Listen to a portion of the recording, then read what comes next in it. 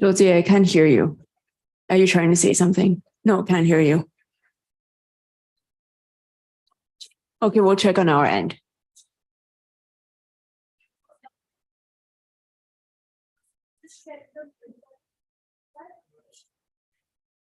Can you check the mute button on your headset, Josie?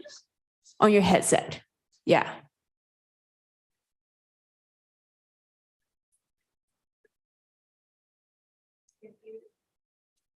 Okay, now unmute your computer.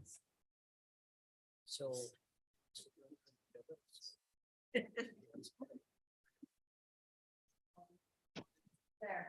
Can you hear me now? Yes. Thank you. Thank you very much.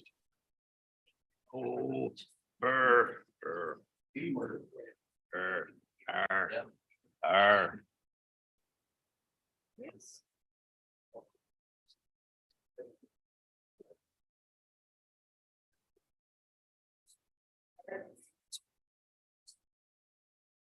Okay, we have about a minute. We have as long as I. Any brackets?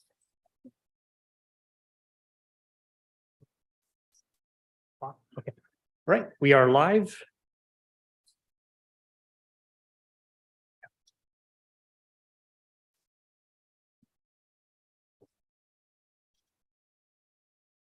Let me in, let me in.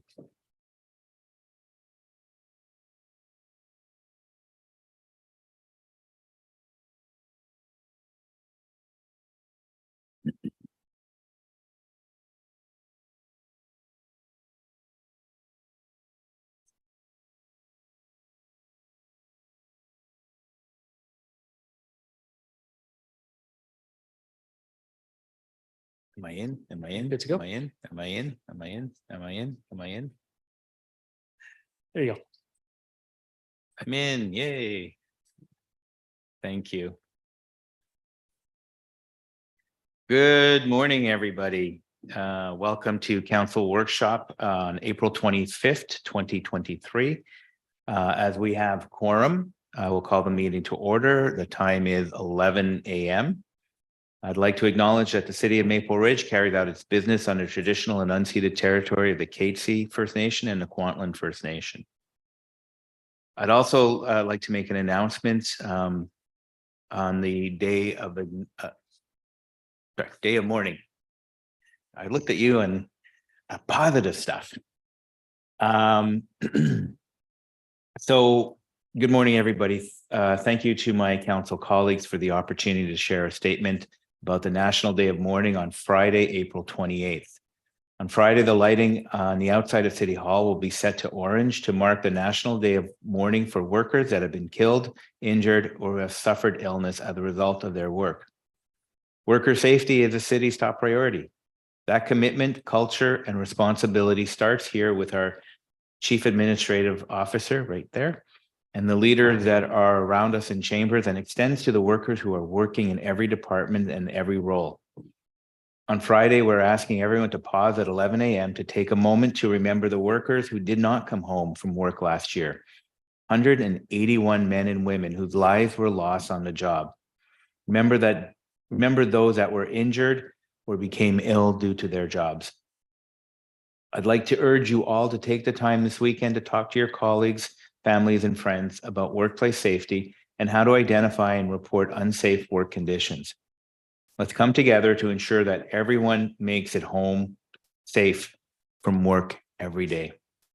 Thank you for the opportunity to share this important message. Okay, we're going to move on to approval of the agenda. Can I get a motion? Moved by Councillor Duick, seconded by Councillor Schiller. All those in favor? It is unanimous. Thank you very much. Motion has been adopted. Can I get a motion to approve the minutes? Moved by Councillor Youssef, seconded by Councillor Carreras. All those in favor? It is unanimous. Motion has been carried. Thank you very much. We're going to move on to presentations. 4.1, we have with us the Maple Ridge Historical Society. Dun, dun, dun. Come on down. You have 10 minutes. Great, thank you. Oh, here we go. Mayor and Council, thank you for having me today. I'm excited to share with you what the Maple Ridge Historical Society, the operators of the Maple Ridge Museum, have been up to in the last year as our annual report to Council. The museum at a glance, for those who maybe haven't been or haven't been in a while, our 2022 metrics are there on the right side of the screen. So in 2022, we had 2,715 visitors, which is above now pre-pandemic levels. We do have a difficult time reaching people and getting people down to the museum. We're a little bit off the beaten path. And so we've been taking the museum out into the community more, which is represented in that off-site visitors of 47,650 off-site visitors reached. So we have a social media reach of about 350,000. 106, actually that's since I created this slide, it's now up to 108 members, 17,000 artifacts, 3,675 archived files, which represents tens of thousands of documents, and 19,000 photos in our collection, which is just the ones that have been cataloged. We have hundreds of thousands of photos. The museum is operated by 4 full-time staff members. Myself, Shay Henry, the executive director, our curator, Melissa Rollett, our community engagement coordinator, Abby Lise, and our current on-contract archivist, Gordana Dimovoska. Our board members are listed there, and we are also hoping to get our council liaison to our board, hopefully from you soon.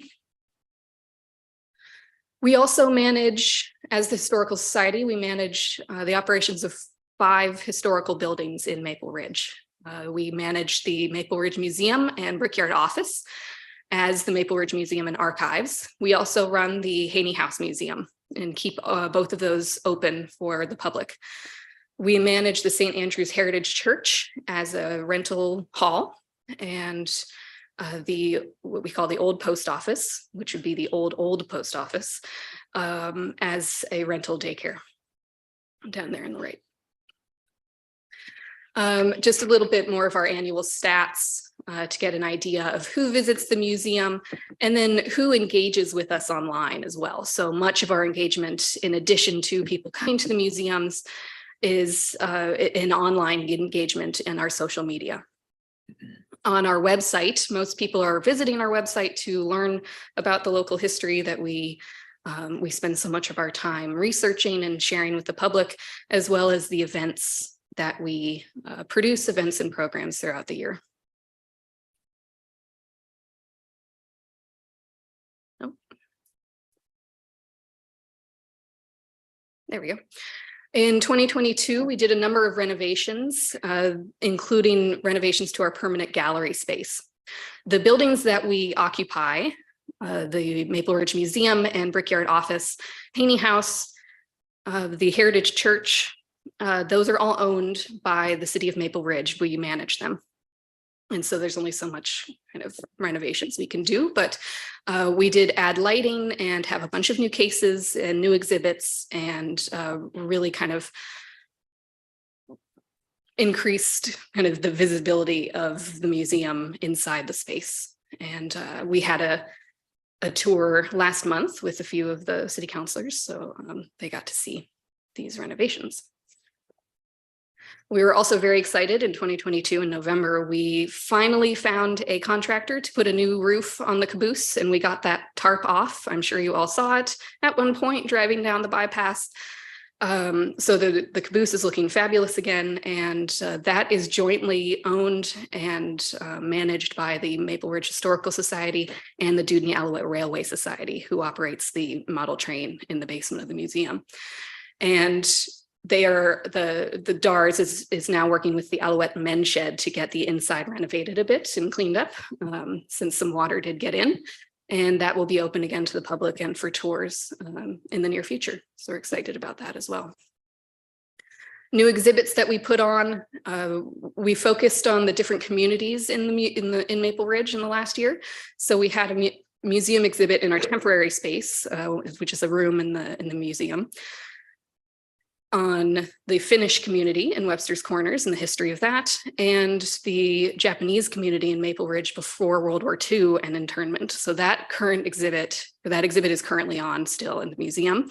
And we had our In Uniform exhibit as well on for November and December of last year to honor Remembrance Day as well. So we put something temporary up in November, usually about the people in Maple Ridge history who have served. We continue to accept collections on a very limited basis. Our collection space is full. It has been for some time. You can see some photos of a few of our storage spaces. We put the last box on the shelf in 2021. And so when people donate objects and items to the museum, we usually say no, because we just can't accept anything. We don't have space. The museum has outgrew the space in 1997. We've been before council many times to have plans for a new museum space since then, but we have 2 offsite storage units and a CCAN. Everything's full. And this is kind of one of the things we are dealing with. One of the struggles we're dealing with right now is we can no longer collect Maple Ridge history, and we have to say no 99% of the time to people who want to donate to our museum. In 2022, we were very proud to open our archive space to the public for the first time. We have an archives. We have been a community archive since the Historical Society was founded in 1957, but it was never open to the public.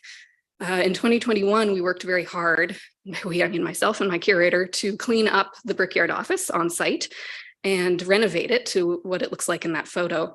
And we opened it to the public in early 2022. And now people can come and search the archives in person and talked to our archivist. We were able to hire an archivist for the very first time in 2022 as well, with some COVID recovery grants, some one-time grants. And we have her until the end of this year. And without her, we wouldn't be able to open the archives. And we're very grateful to have her for now. So council will see me again to talk about our archivist and hopefully keeping her on. We can skip that. So programs and events. We are in the community at this point in the year every weekend. We are at every event. You will see our tent, the Museum on the Move tent. And that is a new program as of 2021, 2022 that we created to take the museum into the community. We noticed that people weren't coming to the museum. We're not downtown. We're not easy to get to. We're not easy to park at. Either of our museums are. And so we're taking boxes of artifacts and information into the community, every community event. Sometimes we just pop up in parks. And we've been doing this for a few years now, and it's been very successful, and we've reached a lot of the community, and we're getting more of the community interested and knowledgeable about our history, our diverse and very interesting history. So that's what we were doing in addition to our usual events like Music on the Wharf down there that we've been doing for 27 years now. And our annual fundraiser at Haney House, our paranormal investigation nights, which is we talked about that. So looking ahead, we plan to continue exactly what we've been doing, putting on exhibits that draw attention to our history, particularly our history that hasn't been told. Our theme this year is gaps, and we're focusing on the gaps in our archives. People of color, queer people, people whose stories are not in our archives because they just haven't been collected. People we know are part of our history, but they just haven't been collected. So that's what we're doing this year. We're putting on more exhibits, and we are really focusing on Museum on the Move and getting us into the community. All of this is in our strategic plan to draw attention to the museum and the plight of our collections and the plight of our building and its non-suitability to be a museum and continue to be the museum. So we hope in the near future to draw attention to the fact that we do need a new museum space, more appropriate space with humidity control, climate control, temperature control, all the things that a modern museum needs. So thank you very much. That was, excuse me, that was exactly 10 minutes. Excellent job. But where are you going? Come back. Come back. Maybe. I thank you very much for your presentation. I know it's always exciting to go to the museum. It's part of the tour that a couple of myself and a couple of counselors went maybe a month ago. Yeah. It's always exciting to see, especially the trains downstairs. So kudos for you, and especially being able to take it on the move. I think it's a fantastic idea. I will open up to questions from council. Councillor Schiller, followed by Councillor Youssef. Thank you, Mayor Rumi, and thank you, Shay, for that presentation. I love the way you guys are taking the museum to the people, and your social media accounts too. I mean, you guys have really good numbers, and I know I love to see the photos pop up. You know, I think that is a great way of just sharing little bits of information with people, and it's neat to see people kind of engage and say, "Oh yeah, I was there. I see so and so in that Right. photo." You know, the numbers that you guys are showing now are great. And yet, of course, in a small space with limited resources, that adds pressure as well. So I just wanted to ask you a couple questions about that. You showed us the collection space and shared that you were not really able to take on collections. How much, like in terms of display space, like is there a percentage of the collection that the Historical Society has that you're able to display? Yes. And do you know what approximately that is? We display 0.8% of our collection. 0.8. 0.8. Okay. Yes. Okay. The rest is in storage, and we rotate what we can, but there's only a few of us. And so we really can't display hardly anything. And has the collection that has been accepted, I mean, has that been fully sort of identified and inventoried? Oh, yes, absolutely. So our collections is all inventoried, and our archivist is actually working on a digital database that she's going to put on our website that people, the community, can access and search. And she's working on that for the collections and the archives and our photos. And that should be up this year, sometime later this year. And we're really excited about that. And people can engage with it online. It's one of her many projects that she's working on. And but as far as the collection, the physical collection, we just, yes, we can't take anything else. Yeah. No, I appreciate that. And you mentioned about the archives. Yes. And I'm just wondering about, like, from the City Hall perspective, are there City Hall records in that archive, like local government records? There are some, yes. Okay. And so our archivist is also in communications with the planning department and the records department here in the city. And sometimes they do pass things on to us, especially things like maps, that kind of thing. Because city records only keep so much, and any city is like that. And then those things usually go to the archives. In other cities, the archives is often city run. Yes. Here it's not. And so as far as archival items, we still are taking accessions of archival things because they take up much less space than objects. And they're important. And so we do get records from the city. They're usually much older. There's a past due date usually with city records. So, but in our current space, it's very difficult to keep those objects safe. We actually have an entire collection of negatives, photo negatives that have, it's called vinegar syndrome. And so they're actually liquefying and turning into vinegar, and there's nothing we can do to reverse it. It's because the climate and the temperature fluctuations and humidity fluctuations are so vast that it's just deteriorating our collection. So we take items and do our best with them, with what we have. Right. Thank you very much. Thank you. Those are my questions. Thank you very much. We're going to move to Councillor Youssef. Thank you, Mr. Chair, and thank you for the presentation. I echo and concur with both yourself and Councillor Schiller on commending you for the efforts that you've been doing in sharing our history and heritage, both online and at community events. I'm very excited to see your tents popping up everywhere that I've been, and I hope to see you at the home show as well. I actually don't think we're at the home show this year. I think we have something else that weekend. No problems. Maybe next year. The digitization of our records as well is a great effort that you're undertaking, and I'm happy to see that, because ironically enough, it's now the way that we can make it last. Quick question: would you happen to have any idea as to how much space or square footage would be needed for the museum? Right. So North Van recently got a museum and they're about 14,000 square feet. We have a collection much the same size, but their new facility actually doesn't include their archives. So I would say something in that ballpark. Thank you for that. Wonderful. Thank you, Mr. Chair. That was my question. Thank you very much. Seeing no other comments or questions. Thank you once again for your presentation. It's always a pleasure. And we hope to see you again in the future. Great. Thank you very much. Thank you.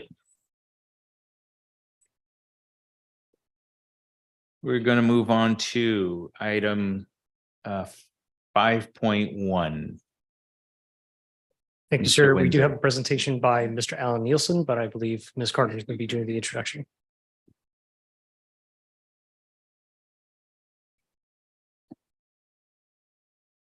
Good morning, Mayor and Council. I would like to introduce you to Alan Nielsen.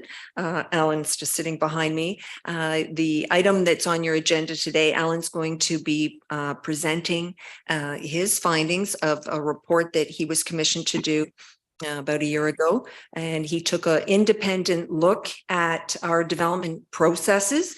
Excuse me. He's going to step you through the findings of his report, and he's happy to answer any questions that you may have following the presentation. Once this item is complete, then staff will be presenting the implementation plan that we've developed to action the recommendations within his report. And Alan has agreed to stay for our presentation as well, just in case you have further questions for him as a component of that piece of work. And with that, I'll turn it over to Alan. Thank you. Thank you very much. Mr. Nielsen, you have the floor. Thank you, Your Worship, and good morning. It's very nice to be here with council today.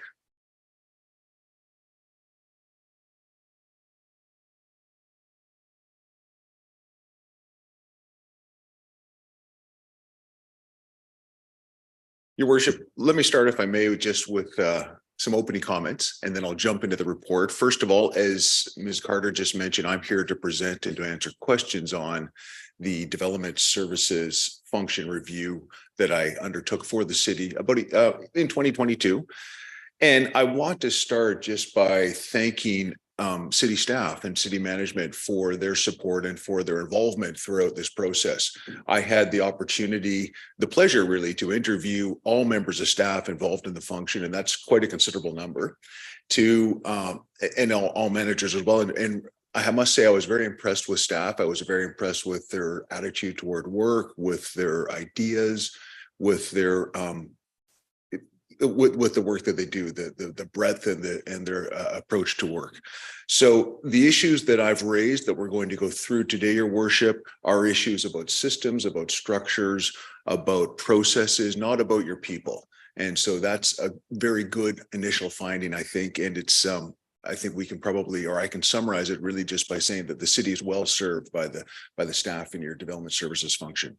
I'd also like to just thank, if I may, the members of the development community who made themselves available to me over the course of the work to interview and to share their insights and their ideas with me and their experiences with the city. And finally, thanks to staff from other municipalities who participated in the comparative research part of the study. So with those comments, Your Worship, I'll jump into the review. I will mention that, as you can see in front of you and from your agenda package, it's a lengthy, very detailed report. So, Your Worship, I'm going to go through at a fairly high level and touch on key points, but I'll be guided by council and diving down into the details whenever council wishes me to do so. Oh, that better? Okay, thank you.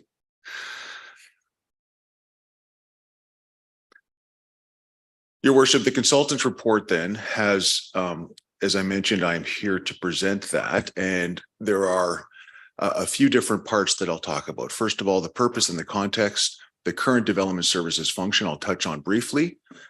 Issues to consider, I'll spend most time on those issues and go through those issues. And then finally end with some discussion on recommendations. And then, as Ms. Carter mentioned, more than happy to take questions, both after my presentation and then after Ms. Carter's presentation too. With respect to the purpose and context of the development services function, whenever anybody wishes to develop property, develop buildings in Maple Ridge or in any municipality for that matter, there are a number of different requirements, policies, laws, bylaws that must be met. And the process through which those applications are made and in order to kind of meet those different requirements, the process through which those applications are submitted, are reviewed, and ultimately approved by the city really is the process. Really, that whole function is what we call the development services function. So the purpose really of that function is to ensure that all development that occurs in Maple Ridge is in compliance with the various requirements and the various guidelines and policies that the city, working with the community, has set out to in order to ensure that the development that occurs here is consistent with what the community wishes. So that is really the purpose of our process. And when we look at the context for that and what kind of drove the city to undertake this review, a couple of things. One is really the desire on the part of the city to be a leader in development services review function. Every municipality has such a function. Every municipality has challenges with its function. Good municipalities like Maple Ridge really take the time to review those functions on a periodic basis to understand what could be improved with them, what's good about them, what can be built on.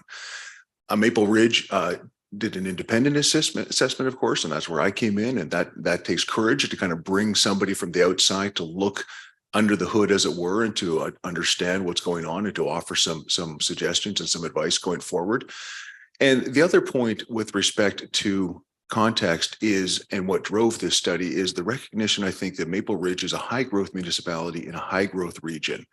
And it's important that Maple Ridge Council wishes this, senior staff wish this, the community wishes this. It's important that Maple Ridge continue to approve new housing supply, continue to approve development, and continue to do it and strive to do it in as efficient a way as possible.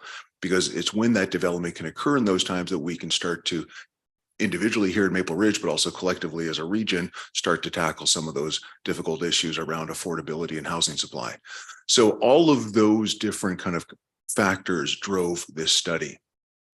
The current function, Your Worship, I've talked about the definition a little bit, the idea that we've got a series of different policies and regulations and rules that set out how Maple Ridge wishes to develop and what it wishes to become. Those different rules and requirements are set out in different bylaws and in different processes, everything from official community plans to zoning bylaws to development permit bylaws and so forth. And the everybody who's involved in receiving and processing those applications and ultimately approving those applications form part of that development services function. The purpose we've talked about already. The legislative framework, like in every municipality, the City of Maple Ridge takes its authority from the provincial government through the Local Government Act as it relates to planning and land use matters, Part 14 of the Act, if people are interested. And that authority then gives, or that section, part of the legislation gives the city the authority to set out different processes and different bylaws and rules in order to guide and to ultimately regulate development.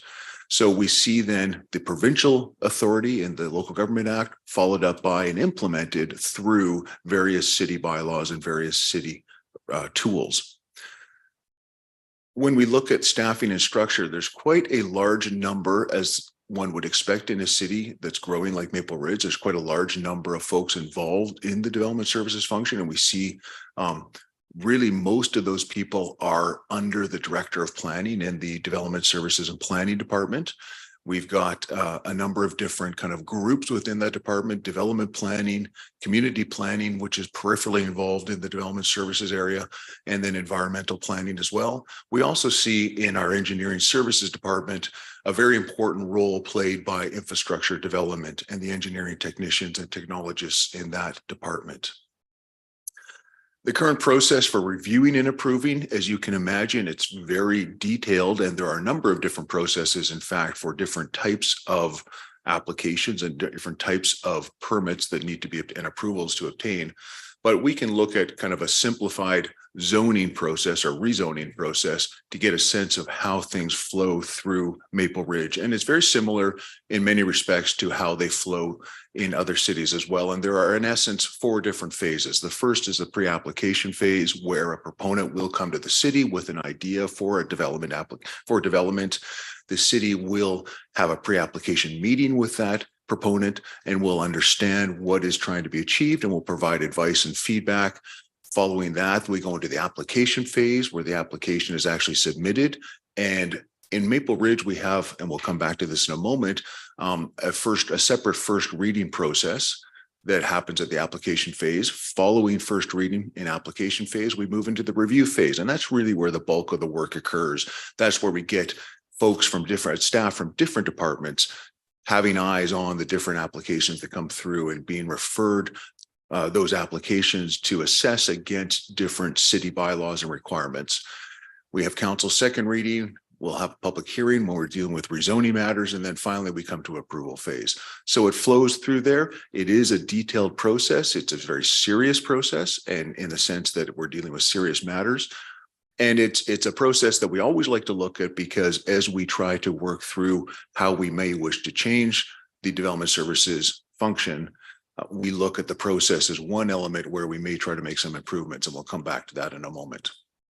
The use of technology, as you can imagine, everything in the city these days and in most organizations these days relies on some form of technology to manage files, to move files through the system, to bring different input from different sources into the mix and so forth. We currently have a file process in a file platform, management platform in Maple Ridge that is used in other municipalities as well. It's called Amanda. The city is in the process of replacing that with a new file management platform. And so I can talk about that in a moment, and that will really be helpful in addressing some of the issues that we'll raise in a moment. Your worship, when we look at application volume, you'll note from the report that we've got some statistics going back to 2018, just to get a sense of the different volumes in there. We've also put in figures for land use planning information requests, and that's very important because these are not applications for development, but rather they are inquiries about development. And we put them in there because you can see there are some significant numbers. And those requests that come to the city do impact the city's staffing resources, as you can imagine, because they have to be answered by somebody, and typically by people who are skilled and who are knowledgeable about the kinds of issues that are being asked about. So we put those in there as well. Timelines, I haven't put timelines up on screen here. There's a little bit of information in the report itself. Always very careful in looking at different timelines because they have some inherent problems associated with the data. And so when we look at timelines, they're only as good as the data that we have available. So the inputs we're able to put in. So if staff are not consistently using the file management software system, and we have that issue that we'll talk about in a moment, then we're not going to capture all of the data. If the city doesn't have the ability to stop the clock, as it were, when files go back to the proponent to work on, then we're going to get incorrect timeline numbers. So we've got some information in the report, but I always like to be very cautious in interpreting those and recognize that at the end of the day, our goal is to make the process as efficient as possible, irrespective of those timelines that are there now, as faulty as that data may be. Your worship, the main part of the report and the main part of my presentation today deals with the issues. These are issues that I have identified, or that I identified based on the interviews that I undertook with staff, with members of the development community, the comparative research of other municipalities or with other municipalities, and the materials that I reviewed on Maple Ridge and from Maple Ridge. It's not a definitive set of issues. Some folks with whom I spoke may look at the set and wonder why something that they had mentioned is not there. In my judgment, I've picked out kind of the ones that I think are the most important, and these are the ones that I studied and commented on. So I'll go through these.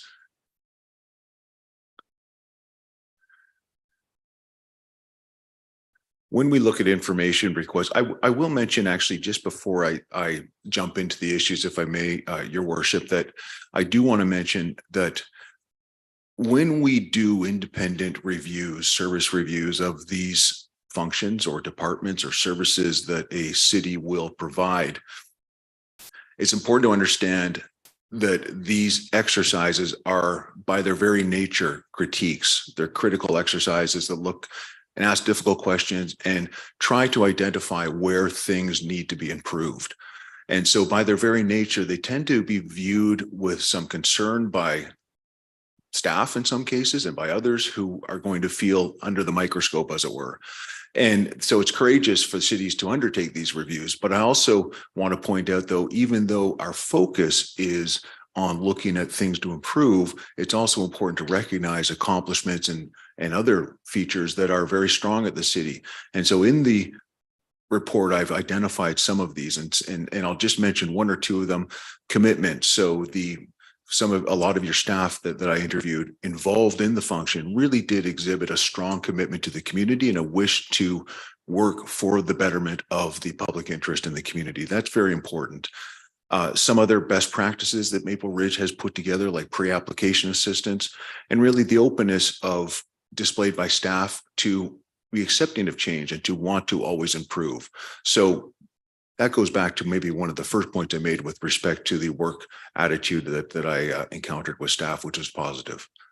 So moving on to the issues then, Your Worship, when we look at information requests, these are the requests that I alluded to or I referred to a moment ago when we looked at those one of those charts, and we saw all those different kind of many requests that come into the city for information about land use and development matters. When these requests come to the city, there's different ways that the city manages those, and it's not too different from other cities. We have kind of a hierarchy of issue management. They start off with development service technicians at the building counter. They move there if those folks can't answer those questions because they're of a more complex nature, perhaps. They then go to a planning assistant. If the planning assistant is unable to answer them, they will ultimately go to the planner of the day. Our planner of the day feature here is similar, or characteristic is similar to what is in other municipalities, where we assign one planner on a particular day to be available to answer questions in real time that come to the counter or that come over the phone. So we have that kind of approach. Wherever the planner of the day is unable to answer the question or to deal with the matter in a fairly efficient way, in a reasonable amount of time, we then move that inquiry from a desk inquiry or front desk inquiry to a land use inquiry, capital LUI. And so those land use inquiries, there's a fee attached to those, and then there's a process through which those are addressed. Some of the observations with the land use or with the management of information requests, and I noted earlier that it's an important issue because it does have implications for how the city uses its staff resources and the availability of staff resources to do other things as well, such as working on files. So when a couple of comments under the information request, the development service technicians, it's a best practice to have development services technicians at one place at the city counter to be able to answer questions related to different types of applications. That's a very good thing. They're still being trained right now, and I encourage the city to continue those training efforts. Information resources, the city does have a number of different information resources online. It is, however, a little bit difficult for proponents to get specific information about their specific applications and where they are in the system. That's a little bit of a function of the technology that we have in place right now. And when the new technology comes in, which I understand is going to be imminent, then I think it will be important for the city to provide the ability for applicants to be able to get information very quickly on their own about where their applications are in the system. When we look at the planner of the day position, as I noted, this idea is not unique to Maple Ridge, and it is something that we don't see everywhere, but we see in many municipalities. The difficulty that we have found in Maple Ridge is, and I suppose, and there's probably a good angle to this, is the tendency for the planners of the day, and it's a rotating position, so all planners will kind of play that role in one day or another. But it's a tendency for people when they're in that position to really spend too much time trying to address inquiries that come to them. On the one hand, that's a nice thing from a customer service perspective for those individuals who are asking the question. But on the other hand, it can be to the detriment of other customers who are already in the system, who are having their applications reviewed, because the planner of the day will often take that inquiry, be unable to answer it on that one day, and continue to work on it on subsequent days. And in doing that, they are putting aside other files that are already in the system. So we have a little bit of issues around there. I've suggested there that we put together some resources to help planners of the day understand what the role is and to limit inquiries and time spent on inquiries to 30 minutes. And then if inquiries look like they're going to require more time than that, then quickly move things into a land use inquiry to get it into a different track so it doesn't disrupt the workflow. Again, a lot of this is about how to use resources, city resources, as efficiently as possible. I've also noted that the city may wish to consider, actually, rather than having a rotating planner of the day, to hire one person to be the planner of the day. Some other cities have done that, and it allows people, more junior staff, to quickly develop the skills as planner of the day and learn about issues. But it also allows then other planners to really focus on the applications for which they are responsible. Inquiries database. One of the concerns that I found with the inquiries database is the lack of a database, really. And that is that lots of inquiries come forward to the city. They're addressed on a one-off basis, and there's not good records kept, if any records kept, about what those inquiries were or about the properties to which the inquiries were attached. And so we get people coming back asking the same kinds of questions, either new owners, the same owners in some cases, and we don't have staff able to refer back to what had been told earlier. So some room for improvement right there, Your Worship. When we look at council involvement, and council involvement is most pronounced, of course, in the rezoning process, where we have council coming in at different points. And what we find in Maple Ridge is that council's involvement in the rezoning process is more robust, let's say, than in other municipalities. There are more opportunities and more places in the process at which council gets involved in the process. Council involvement in these types of matters, don't get me wrong, is very important, but we also want to keep it focused and have it at the most appropriate places where it's going to make the biggest difference, so that we're not wasting council's time, and we're not wasting the time of your staff, and not wasting the time of applicants. We've got a number of different thoughts here, and the first is the approach to first reading. Maple Ridge is the only municipality I could find that actually has a separate first reading, as opposed to kind of bringing together first and second reading. So typically municipalities will do one of two things. They'll have a first reading, which will be first and second reading combined. They'll have a third reading then, and a final adoption, a fourth reading. Or they'll have a first reading, a second and third combined, and then final adoption. Regardless, they'll have 3 different touch points. In Maple Ridge, we've got the 4 touch points. That's exacerbated a little further because we also then have committee of the whole, which will look at things before they go to council. So we've got the committee of the whole looking at them, council looking at them over 4 different periods. At first reading, it's a little bit interesting how that came about. It was in the early 2000s, and it was brought about, I think, for the right reasons at the time, which were relevant at the time, and that was to allow council to see what applications were coming to the city, rather than to rely on staff to vet everything that came in and to determine what should go to council. All applications council of the day wished to see, and it wanted to be able to give a high level sense of yay or nay, support or opposition to ideas that came forward. So members of the development community liked that because it meant they could test their ideas without having to expend a lot of money on studies and consultants and professionals to put together full, robust packages. In other cities, all of that is done before it gets to council, and all of that is reviewed before it gets to council, so that when council sees the application for the first time, council is also seeing all of the input from its professional staff and from its technical staff on the strengths and the deficiencies of the proposal and how they could be addressed. So council gets the full benefit of that information. With that first reading, it's nobody really seems to like it, including, I understand, council that doesn't feel that it gets enough information to be able to even provide a high level of support or comment on an application. And staff, it simply just adds work to staff. So I'm suggesting to do away with that first reading. I'll come back to these presentations in a moment, or to these recommendations a little bit later. Public hearings, the new legislation, actually, I should note that council has always had the ability, or for some time now, under the legislation, to waive a public hearing in certain circumstances. The legislation was tightened up a little bit recently, which kind of changed simply the ability to waive the requirement to one that says council does not need to hold a public hearing in certain circumstances. Perhaps semantics, perhaps some nuance there, whatever.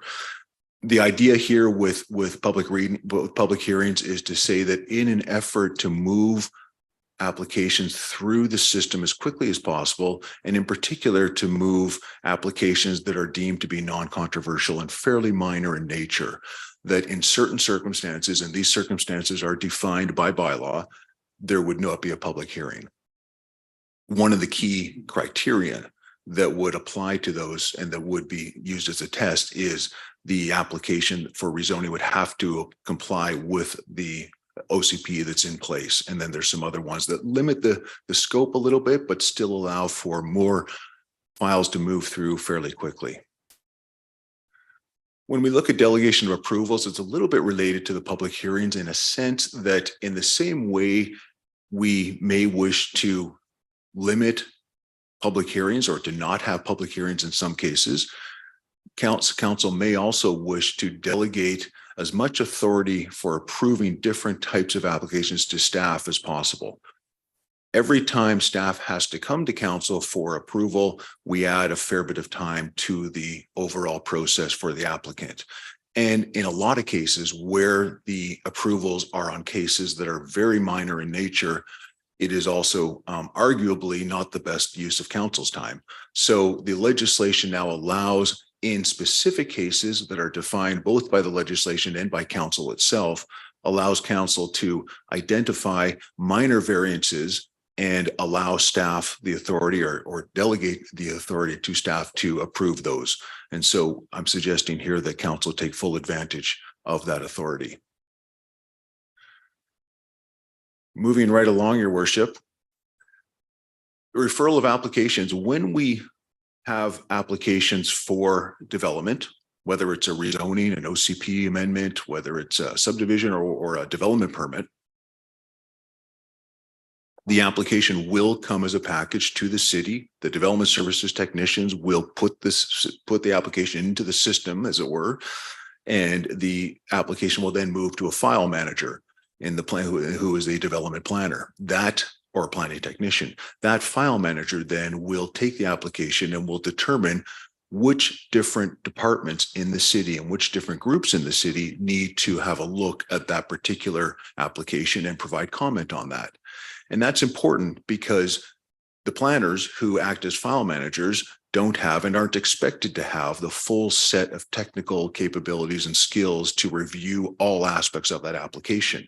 We need to have infrastructure development, the engineering technicians and infrastructure development look at those for servicing implications. We need to have often the environmental planners look at those for different environmental considerations. Parks will look at those. Other groups will look at those. And it's important. And this is not unique to Maple Ridge. This is a feature in every system in every city. So the referrals then to those different departments are important to have in place. What's even more important to have in place, however, is that system of sending out the documents for referral and receiving the comments back, assembling those comments and giving them back to the applicant so they can be addressed. What's even more important is that system be run very tightly and very efficiently. And that's where we've got a few issues in Maple Ridge, not unique to Maple Ridge, but here nonetheless. And those issues relate, Your Worship, to the potential of a bottlenecks, really, where some different sections will not have the ability to move quickly on those. So infrastructure engineering has been an area in the past where just because of staffing levels and some other reasons, it's hard to move through. We've also got some other concerns about, I think, just the tendency of staff to be the tendency of file managers to not really insist on different return dates and so forth to really run a very rigorous system. And so there's some needs there to sharpen that system and to put in place expectations for referral departments. I noted the file manager model. The role and the importance of the file manager is hard to overstate. We have every city will have file managers. It's that individual's role, and is that responsibility to take that application and make sure that it moves through the system. That person is the principal, if not the sole contact between the city and the applicant, and has to organize all the materials together. We do have some confusion in the city about the role among different file managers. We have some very good ones, and we have some other ones who need to understand the role a little bit better. Application streams, we do have a single stream in place right now. What that means is that every application for development that comes to the city, in a formal sense, there are some differences kind of on a more ad hoc basis, but by policy, every application that comes to the city, and by practice certainly, is put in the same stream. So as it comes in, it is assigned. Now, there are cases where the managers of place who receive the files and assign the work will look at kind of workload of different staff, and will assign a number of smaller ones to one area, for example, and a larger one to another area, and that's good. But the overriding kind of ethic, I think, is to treat every application as equally important as other applications and put them in the same stream. That's admirable in one sense, but we also know that in fact every application is not equal, and so there are going to be some applications that can be done fairly quickly, and there are going to be some applications that are of less importance to the city in terms of its economic development goals and in terms of its community development goals, and then there are going to be other applications that have tremendous importance to the city. And it's those applications that we want to make sure get maximum attention and move through the system quickly, because they have huge positive implications for the community. I focus then through what we've identified in the text, the Development Concierge Initiative, which says to council, you decide what defines the most important applications, what kinds of characteristics are attached to a proposed development to make it stand out from others in terms of its benefit or potential benefit to the city. We will then put those into a different system and give those maximum attention so they can move through quickly. Technology, Your Worship, I've already talked a little bit about technology and some of the concerns around the existing system. And really what we're going for when we look at technology is a user interface that is easy. It is a portal that can be used to receive and organize online applications. It's a system that allows for tracking of data and for collection of data, and also tracking of applications as they go through the system. So it's a number of different improvements in functionality and efficiency that are required. The city, as you know, I'm sure the city, your staff through a particular project team has been working for some time on a new platform coming forward. It will be wonderful when that's in place, because it does promise to address all of the issues laid out in the report and to provide some significant increases in the efficiency with which applications are able to move through the system.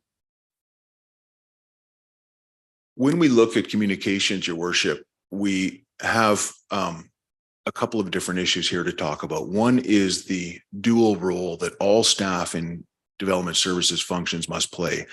That role is both as a regulator, so staff and the city as a whole is required to regulate land development and to assess applications for development approvals against different regulations, and to ensure that everything is done in a safe manner that complies with the rules and the regulations set out by the community, but also then to facilitate development so that good development that comes through, good projects that come through can be assisted and can be moved through at an efficient pace in order to come to fruition to help the community.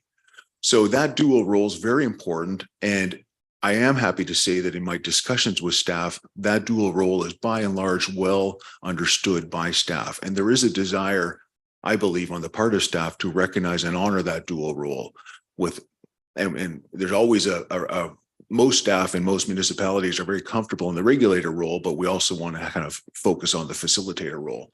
The difficulty staff has, I think, in playing that facilitator role, as well as some of the shortcomings with the technology and some of the systems that I've outlined already. So fixing some of those will really help to bolster the facilitator part of the dual role. Information materials as well too will help to deal with communications shortfalls that may be in place right now to help applicants understand exactly what is required of them, what's expected of them to help them move through the system quickly, and then direct engagement. So the idea of meeting with different aspects of the community, the development community, having seminars, having facilitated workshops on new rules and regulations and processes and initiatives brought in by the city to help development occur more quickly. I noted earlier, Your Worship, the development, infrastructure development section. And I'll just note here a couple of things around this section. The infrastructure development section is, in other places, it's referred to as development engineering. We've called it here the infrastructure development. It plays, in simple terms, two roles. The staff in that department play two roles. One is to receive and look at applications for development and to understand and identify the off-site servicing requirements that would be needed by a development in order to mitigate or offset any impact on city infrastructure. So to provide the infrastructure improvements that would be needed to accommodate that particular development. That's the first role. The second role then is to ensure that the works that are put in place as per the city's requirement by the developers actually then are up to snuff, as it were, because those works, once they are built, then get transferred to the city and they become part of the city's infrastructure inventory and under the city's responsibility. So it's important for the infrastructure development group through its engineering technicians and through its engineering inspectors to make sure that the works are sufficient enough to manage the development and that are of good enough quality and meeting certain standards to be inherited by the city and put into the inventory. There are staffing challenges. There have been staffing challenges. I know that there are some changes that have occurred since the report was submitted, but staffing challenges are difficult in finding staff and keeping staff there. So that is something that is a broader issue than just for Maple Ridge. It's an issue that is affecting all municipalities. Turnaround times are difficult, and there's a number of reasons for that. One are the staffing challenges. Another, a lot of the staff we have, while they're very good, they're not as experienced as some of the other staff. And so when one hasn't got that experience, it's just harder to move things through quickly because you don't have that experience to draw on. And then we also have some concerns with, of course, the technology with the turnaround times that I've noted already. One of the other issues that we see in the infrastructure development section deals with kind of the relationship of that section to other groups of engineers in the city. Infrastructure development is currently placed within engineering services. That's not uncommon in municipalities, and that's what the system here is in Maple Ridge. That larger engineering services group has a number of different groups of engineers in there. One group of engineers deals with infrastructure planning, and their job is to make sure that all of the infrastructure works and networks in place at the city, utilities, road networks, so forth, storm drainage are in place, are planned with a capacity that is going to be sufficient to meet the anticipated growth of the community. So that's the infrastructure planning group. We also then have the operations group. The operations group is responsible for operating, as the name would suggest, all of the infrastructure works that are built either by the city or by development community that are transferred to the city. Now, when applications come to the infrastructure development group for review before they are approved, it's not uncommon in municipalities, and we have that here in Maple Ridge, for the infrastructure development staff to reach out to their colleagues in infrastructure planning, but more often in operations to get their input on the suggestions on the proposal put forward by the developer in that particular case. And that's because ultimately, once it leaves the infrastructure development section's desk, it is going to become the concern of the operations group. So it's not uncommon to get some input from that group. The difficulty is knowing how much input is required and on what types of applications we need to get that input. Many cities have in place a protocol which says 80%, roundabout 80% of the applications that come to infrastructure development are fairly minor. We can look at them. They comply with the subdivision and servicing bylaw standards. We can handle those on our own. No need to talk to operations about that. It does not going to impact them. 20% or so of applications will have question marks, and infrastructure development staff will want to reach out to their colleagues. It's important that that 80-20 rule be established and be respected. And right now we don't quite have that in place in Maple Ridge. And so establishing that will be helpful, because otherwise we're sending pretty much all of our materials to operations. And that just has the potential to slow things down a little bit and to really make it difficult to get those comments back to the planning manager in a reasonable amount of time. All of this leads to a different question about where infrastructure development should be placed in the city. Do we have it in engineering services, or do we have it in development services under planning? Different municipalities, as I noted in the report, handle it differently. And a lot of it has to do with the emphasis the city wishes to place on the review of applications from a servicing perspective, and the messaging that the city wishes to promote to the development community. Cities that have infrastructure development section as part of engineering services place a considerable weight, and understandably, on the engineering needs, the infrastructure needs associated with development, making sure that those infrastructure works that are done through development are of a particular quality and particular standard, and that they have been vetted through an engineering lens very carefully to make sure that any impacts are caught. In the engineering services, while they're always mindful of the need to facilitate development, if we look at the facilitation of development and the robustness of the engineering is always going to win out, and that's not a bad thing necessarily.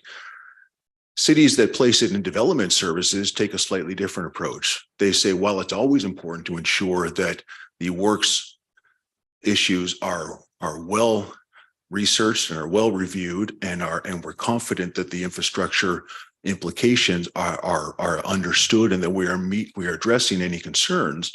Our first priority is to move development through the system in an efficient way, in a fairly quick way.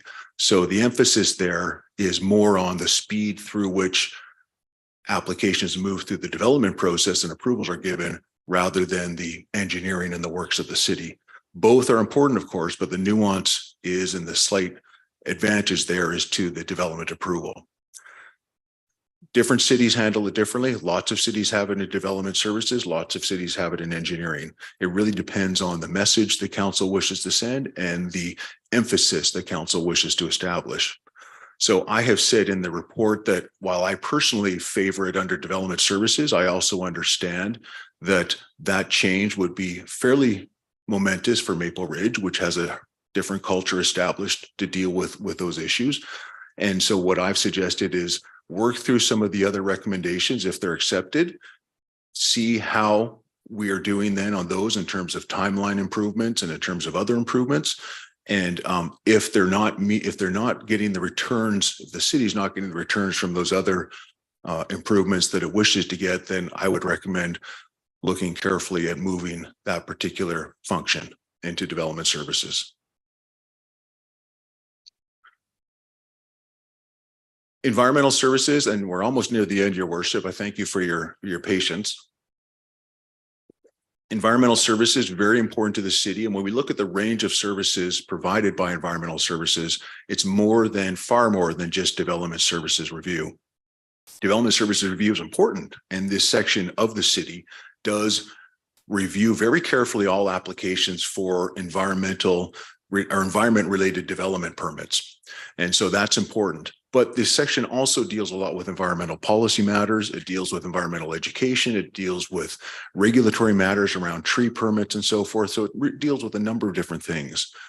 And there's the current placement and structure of this unit makes it a little bit difficult within, in my view, within development services, because it allows for, or it results in a very large number of staff under one section.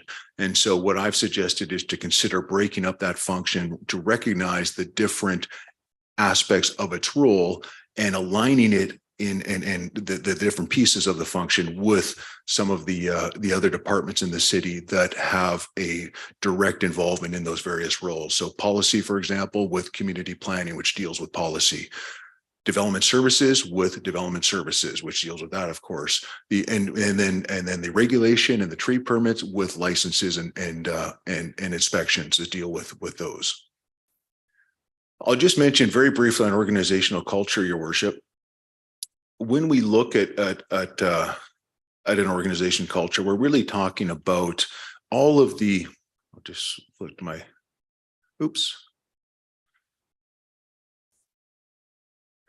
We're really talking about all of the beliefs, the values, the attitudes, the practices, behaviors that are accepted and that are promoted in the city that really shape how the city does what it does, how it works.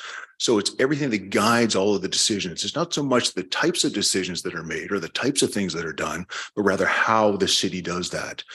And I noted earlier that staff that I interviewed, at least, have a very positive attitude towards wanting to work in the public interest and wanting to make sure that they're making a difference, and that's good. What I also uncovered about organizational culture, however, is not anything necessarily alarming, but rather just the idea that it's a very cautious, risk-averse culture. And that's a function, I think, of history with the city and kind of how the changes that have occurred internally at the city. It's a function of a whole bunch of other things as well, which we can speculate on and we can debate, but regardless, it is what it is. We've got a very kind of cautious culture, and we see that in a number of different things. We see, for example, the approach taken to first reading. First reading, Maple Ridge being the only municipality I could find that has that. And again, when we look at the reasons for that, this sense that we need to move very carefully and give one more look for council and for committee to kind of get in there, because if we don't, we may kind of lose the ball, that kind of thing. So that's an example. The reluctance to require all staff to actually use the proper technology system, even with its shortcomings, but to use the system to make sure that we've got a uniform approach to collecting referral information. So a tendency on the part of file managers to seek additional reviews because they're just to make sure all the T's are crossed and the I's are dotted and so forth. A reluctance on staff to really challenge their peers in other departments and to really kind of lay out expectations with respect to timing of review comments. So almost a kind of an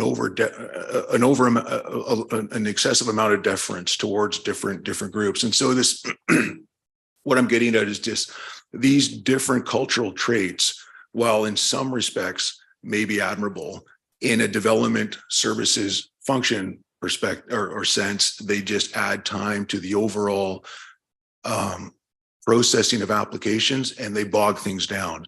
And so what we're looking for is a more slightly more aggressive, slightly more risk tolerant, more ambitious perhaps culture to move things through quickly.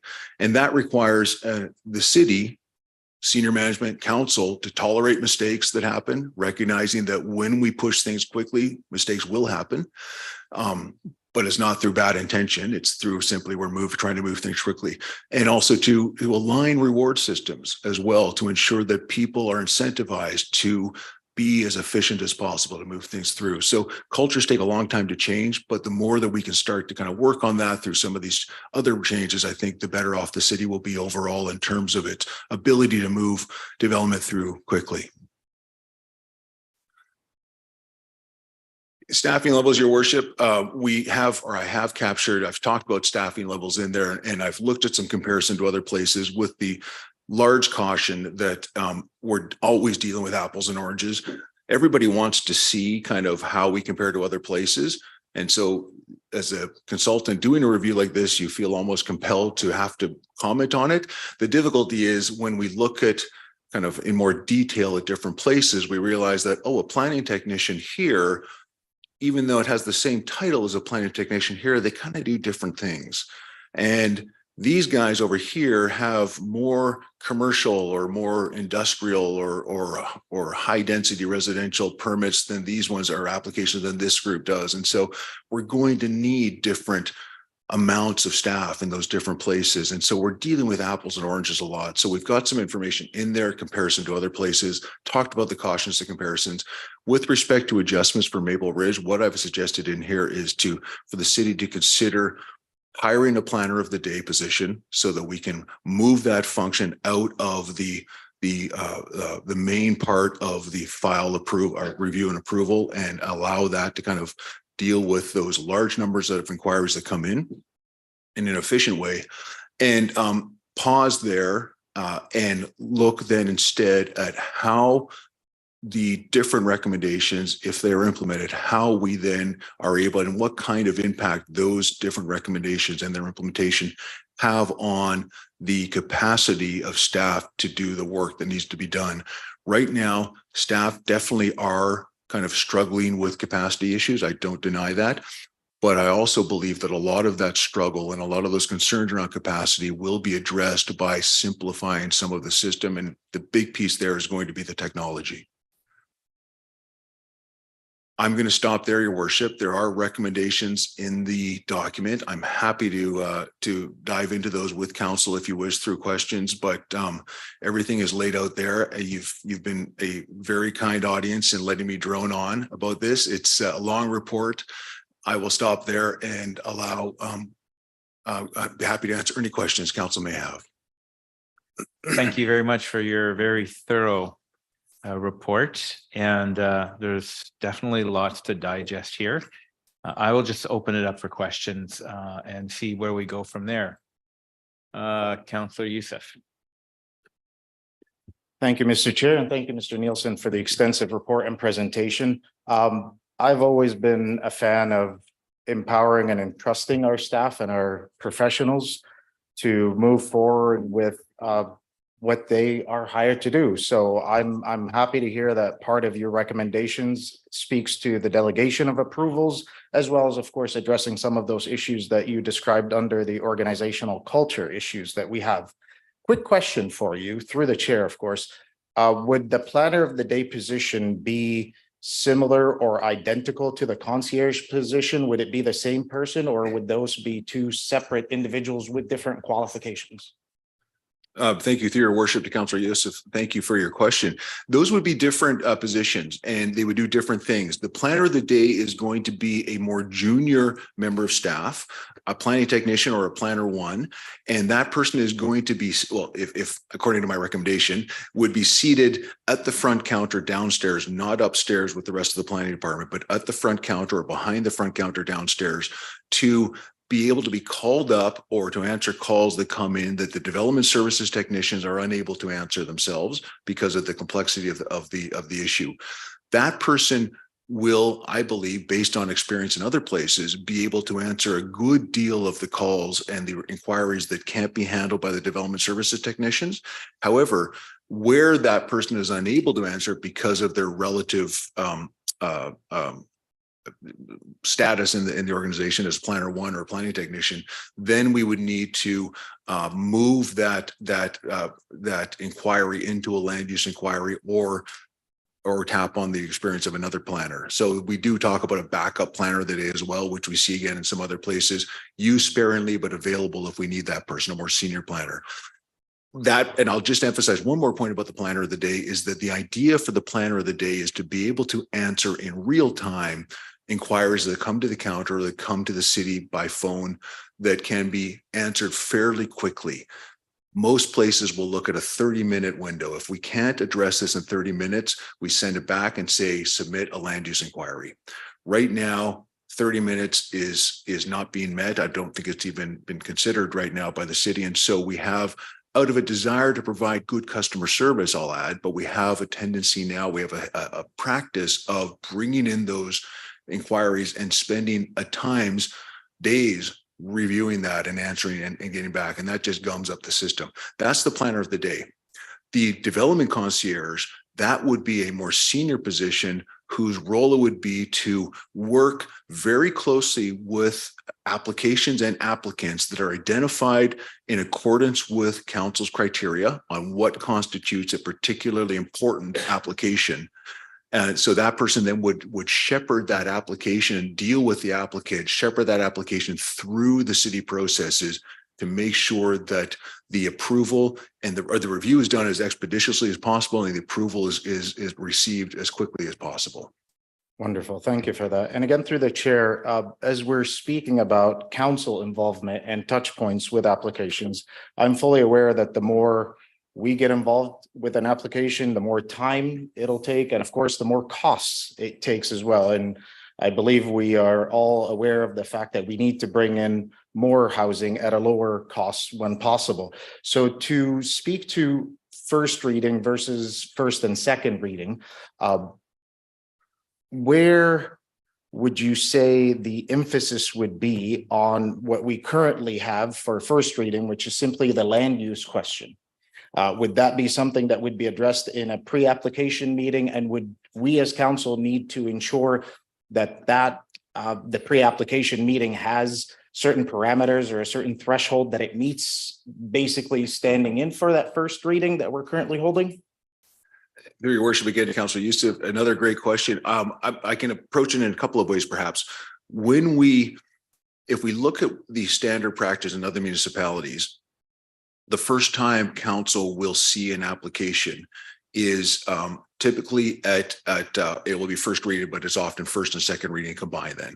And so when that happens, then it comes to council and the application comes not only as the application from the applicant, but it also comes with a robust report from staff that you will now see at second reading typically, but it would come with that combined first and second reading.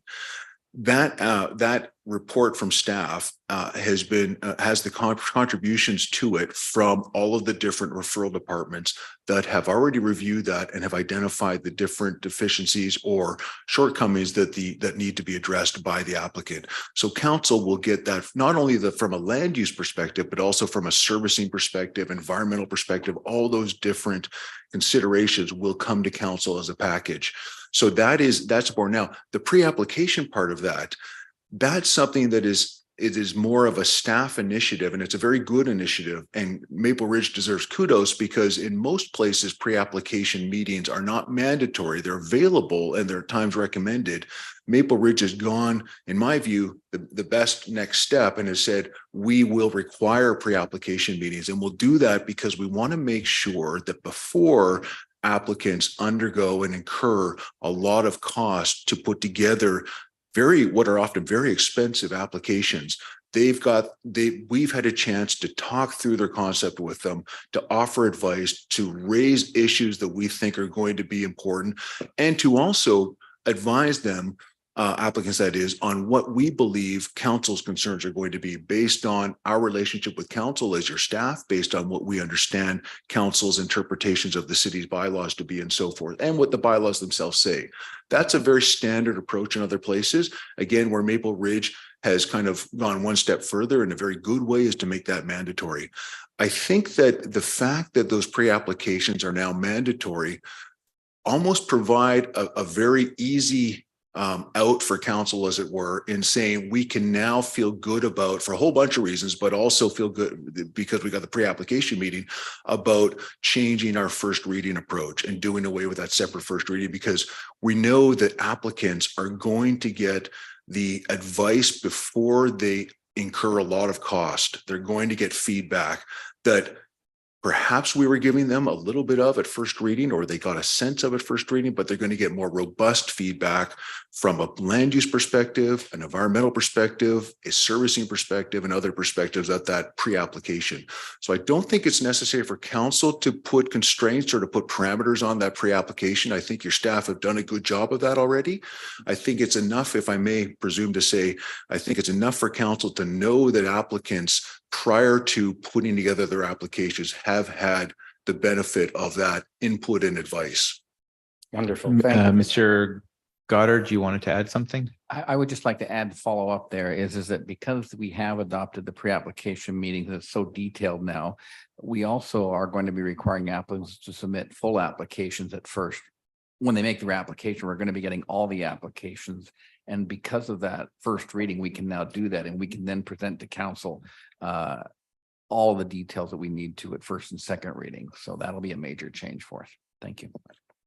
Wonderful. Thank you very much. And you. through the chair, I'm pleased to see that we're moving with that, and I will have to ponder how committee of the whole will fit in with that new structure. And of course, having requested of staff or asked of staff previously about public hearings and whether we would be able to pull certain applications, even though they may be OCP compliant, moving forward is comforting to me. I very much would like to see the referrals internally with the different departments being done in a more electronic fashion. And if we can possibly have multiple departments reviewing the application at the same time with, as you mentioned, a certain time expectation for them to get back to the application manager, that would be great. I'm supportive of the dual stream, if you will, for applications where more complete or priority or applications that meet council's strategic plan and objectives can move faster through the systems, much more so than what I'd like to call the mom and pop type of applications that would take a little bit more of a hand holding. To the infrastructure development section, I question how much reliance that section can have on, for example, Metro Vancouver or qualified professionals, or do we need to be that hands-on? And of course, that raises a question of liability. And if we're able to implement and meet the regional standards with possibly pre-approved suppliers or installers who would then take on that work, again, would we be able to meet the requirements without having our staff so heavily involved in it and at the same time not entirely taking on what would be our liability? As the saying goes, in engineers and engineers and engineers. Very way over time. Very brief answer. We can go to a round two. Very brief answer. Yes. Perfect. Appreciate that. Thank you very There much, you go. Mr. Chair. Thank you very much. We're going to move to Councillor Carreras. Thank you. Just some couple of quick questions for you, because I think staff have an implementation report, which I think we'll get into more of the where we feel as council. Quick question on the first versus second, combining them. I do see a lot of merit in that, especially around, I see it really as a speculation piece. And we've seen massive delays between first and second reading of 3-4 years. And like the world's changed in 4 years. But my question is, you know, many of the developments are smaller in nature, and it's not, I guess it's easier to go straight to step 2 or second reading, sorry. But I wonder if there are any municipalities that look at if it's at a certain threshold, like a tower going in where there's single family homes, that it still goes to first because the investment from the developer is so significant to get it to second reading, that the land use piece, I'm just curious if there's a threshold that you recommend for still continuing with first. Sure. Thank you, through your worship, to Councillor Carreras. Thank you for the question.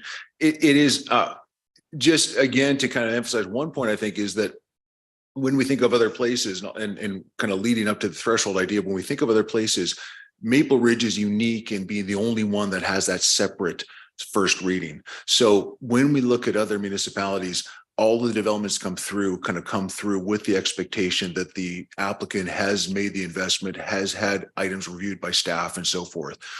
Where I think, if I may, Councillor Carreras, you're getting at is where I think we can achieve what it is you're suggesting on making sure that people aren't spending money kind of going down the wrong path, is through our pre-application meetings. So staff has kind of put very, very strict kind of conditions on the pre-application threshold. Staff has said, for example, that everybody goes through the pre-application unless, and Mr. Goddard can correct me if I'm wrong here, but unless we have for everything kind of including single family residential with at least 2 units. Have I got that correct? Thank you. Yes. And so so the only thing we wouldn't get there is a rezoning for a single family home, but those tend to be fairly simple, and staff they can still, by the way, those applicants can still request a pre-application meeting. And we can recommend that to them, but we're only mandating it for others. Okay, so other cities are comfortable with the staff piece. Yes. The other question I have is we are seeing big delays sometimes with on the when we don't stop the clock when the developers or the builder is there. Are there any ways, any levers that we have to sort of push developers along? Because I mean, I'm new to this, but I feel like we're approving, but we're not seeing the building. So are there ways that we can help them move their projects along faster? Thank you, through your worship. Yes, there are some ways we can do that. Two thoughts. One is, first of all, some of our bylaws give us some of the permits and approvals that we provide have a time limit on those. And if the developer wishes to go beyond that, they then have to come back and seek permission from the city. And the city can then say, no, this was very clear. This is now under extenuating circumstances, the city will typically give an extension, but the city can be very strict on how it kind of what those circumstances are, what it'll accept. And we don't really have those built into our bylaws currently, but there are some of them with, there are some of them. Yes. Okay. So we do have some of that. Yes. And then one other question is on the concierge piece. It sounds very good. I like it, but we would be the first municipality in BC, although it's used in I think in Ontario quite extensively. Is there any reason why it's not being widely moved forward with in BC, or is it just new enough that people haven't started to use it? I'm not sure it's new enough. It's been, although it is real. Oh, through your worship, I beg your pardon. Yes, it is relatively new. I mean, it's been tested in a few different Ontario municipalities. We see it more in the US in some places. I think one of the reasons is if we look at provincial trends, Ontario in the last decade has done far more from a top-down kind of provincial perspective as it relates to local development and expectations set out by the province than our provincial government has done yet, although we see that a little changing now with the Housing Supply Act, where the province is showing a willingness now to intervene to move things through. So I think that there has been perhaps less of an imperative in British Columbia to introduce ideas like the development concierge. One of the other things too is that we do see, and even though we don't call it a development concierge, in some places, and actually not a fairly decent number of places in British Columbia, we do actually have approaches that say any applications that meet these criteria will go in a separate stream. We don't call it a development concierge. We don't have a person necessarily shepherding that through, but we'll have a file manager, but we're kind of achieving the same kind of thing. The development concierge, perhaps what makes it kind of unique is assigning an individual to those high profile projects. It also kind of allows Maple Ridge, and Councillor, you noted this in your opening, that being the first one in British Columbia, it allows Maple Ridge to really kind of demonstrate that we are intent on becoming a leader in this field, and we're going to look at these different ideas. And one idea is to make sure that we give kind of bespoke attention, as it were, to high profile developments that have the potential to really impact in positive ways the community. Thank you. Thank you. Thank you. We're going to move on to Councillor Duick, followed by Councillor Doze. Thank you, Mr. Mayor, and thank you for your report. There wasn't a lot of things that I was surprised by. I think you said it when staff are working through the system based on the numbers of staff, the shortfalls, the current situation with our technology. Technology is no surprise to any of us that technology is something that really prohibits us from providing that information to anyone. And if applicants or just a resident wants to look at things and be able to go online and see the status of an application, that would significantly take away from staff time. So there's no doubt about it, because they wouldn't have to keep phoning in. They wouldn't come to the counter. They could actually go online and say, here's my application. Here's where it's sitting. Here's the file manager. Here's who it went to. Here's when it's coming back. And so that's absolutely essential that we work on that for a number of reasons. I myself, when I try to find something on the City of Maple Ridge website, it's so frustrating. And I, like to think I know how to navigate the system. If I'm looking for something, I will actually go on Google, or I'll go through Maple Ridge News and type in a headline, and it comes up on a date, and then go, okay, and then I go back and look at the date. So that piece is something that really needs to be corrected, because that will assist staff in every department big time, because people, they will look for it if they can, but if they can't find it, they get frustrated. So that's important. The first reading, as somebody that was here throughout the time where first reading evolved, there was a reason for it in the day. I appreciate your recommendation, because I do find that often there's a lot of missing pieces.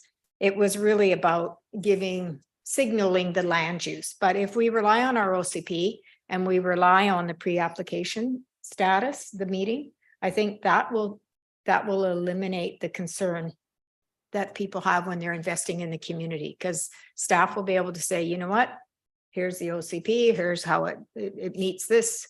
So as long as you look at X, Y, and Z, your application should go through, can't promise everything because it's up to council at the end of the day. We know some of those files that are tricky. So for example, the ones in the last few years that we've had trouble with as a council is when we're densifying in an existing neighborhood, is those courtyard housing. Those seem to be consistent with the neighborhood where there's an issue. So, but that comes down to council looking at that and saying, how do we want to deal with this? How do we work with staff to suggest a way around? And not every neighborhood is the same. So it's a challenge from that perspective too. So I'm absolutely fine with moving it to first and second reading because of the pre-application, and rely on the professionals that are looking at the files to say it meets everything. So it should go forward. You shouldn't have any issues. If it is, it's going to be a minor issue or whatever the case may be. The speed in which applications move forward, again, there's, you've identified there's a number of factors here. So I think, it's something that we need to be open with. I think our housing summit will help council prioritize. So again, I like the idea of prioritizing. So it's not just single stream. Yesterday I was at a seniors network housing meeting, and one of the challenges is not-for-profits. How is it, if we want truly affordable housing, how do we speed up the process? So if that is indeed a goal of council, is affordable housing, then we need to signal that. And I think that's what I heard you say. So we can do that. And that is our role versus the day-to-day approving and giving the engineering, the environmental, the planning decision-making. So leave it to the professionals, but we can set the parameters and the policy. So there's a great body of work here. I think you've laid it out really well, and it's, incumbent on all of us to do the best so that we're serving our citizens. And if we truly want to have affordable housing, we have to look at how can we streamline those. And it's not to say that you put everybody else on the back burner, but there's ways that we can do that and prioritize. So thank you. There wasn't a question, right? Okay, good. I thought I missed that. Thank you very much. We're going to go to Councillor Doze. Thank you very much, Your Worship. Just wanted to ask, can you hear me? Yes. Okay. I was going to ask whether I'm allowed to just make a quick comment, given the fact that the previous speakers have actually covered one or two of those things I wanted to talk about.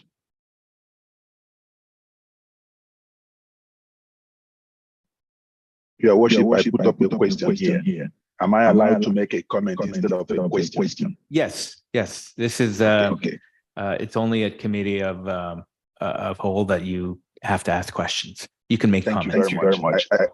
Thank you. I just wanted to be sure. I want to say thank you very much to Mr. Nelson for a very, very detailed report.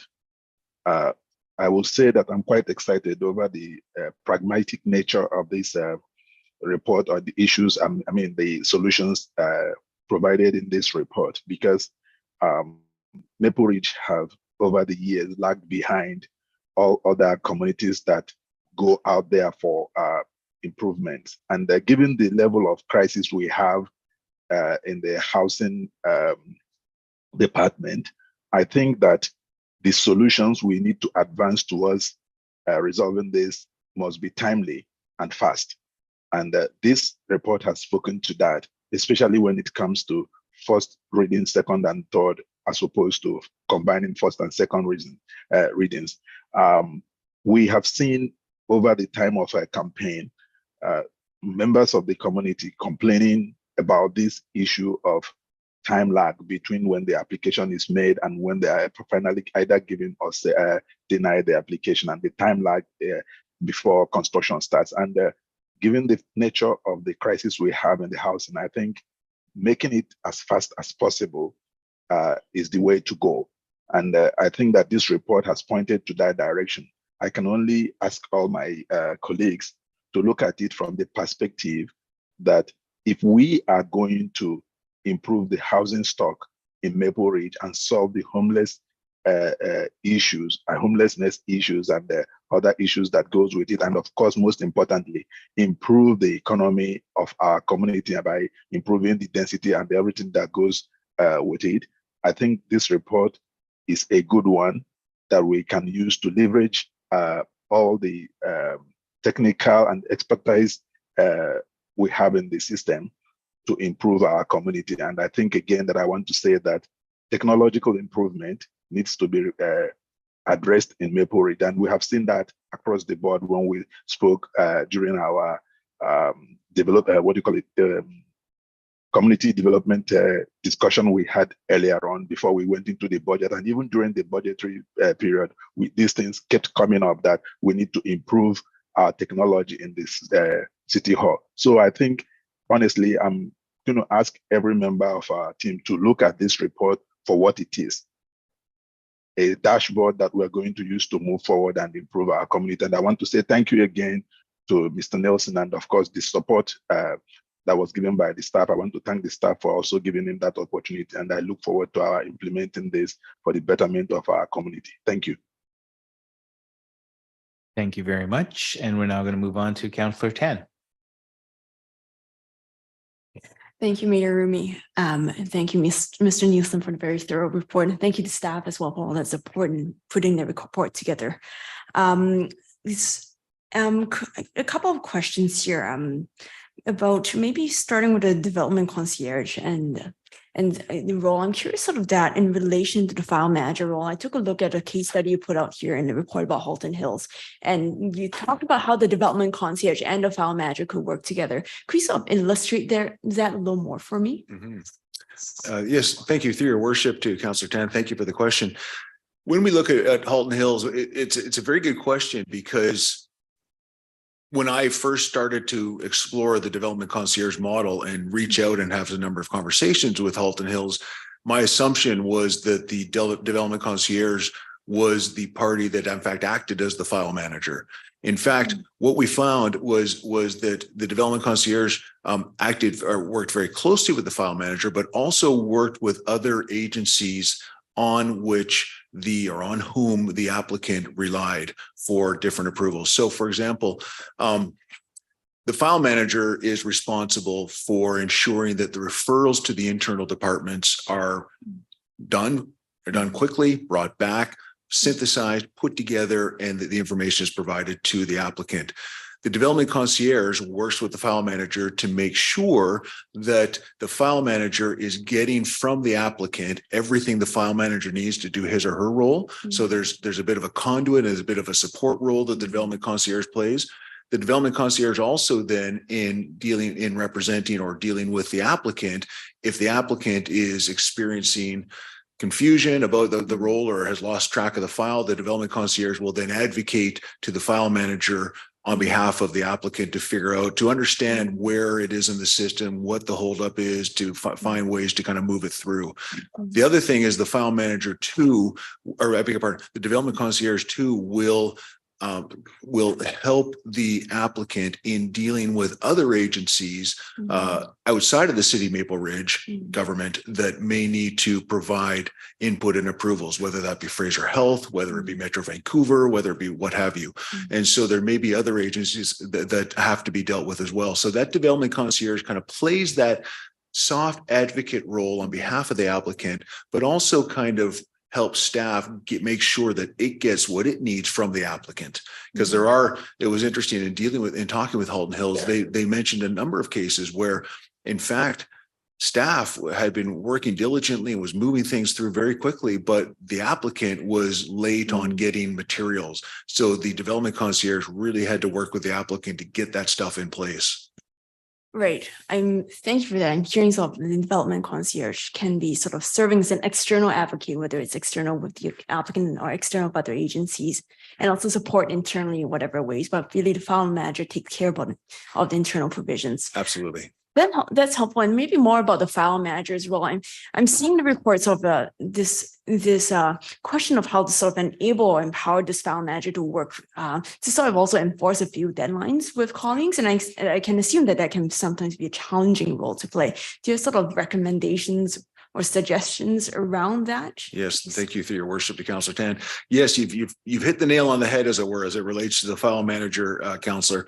It is such an important position in the planning department, in the development services group, because that person becomes the key person responsible for ensuring that things move on that particular file.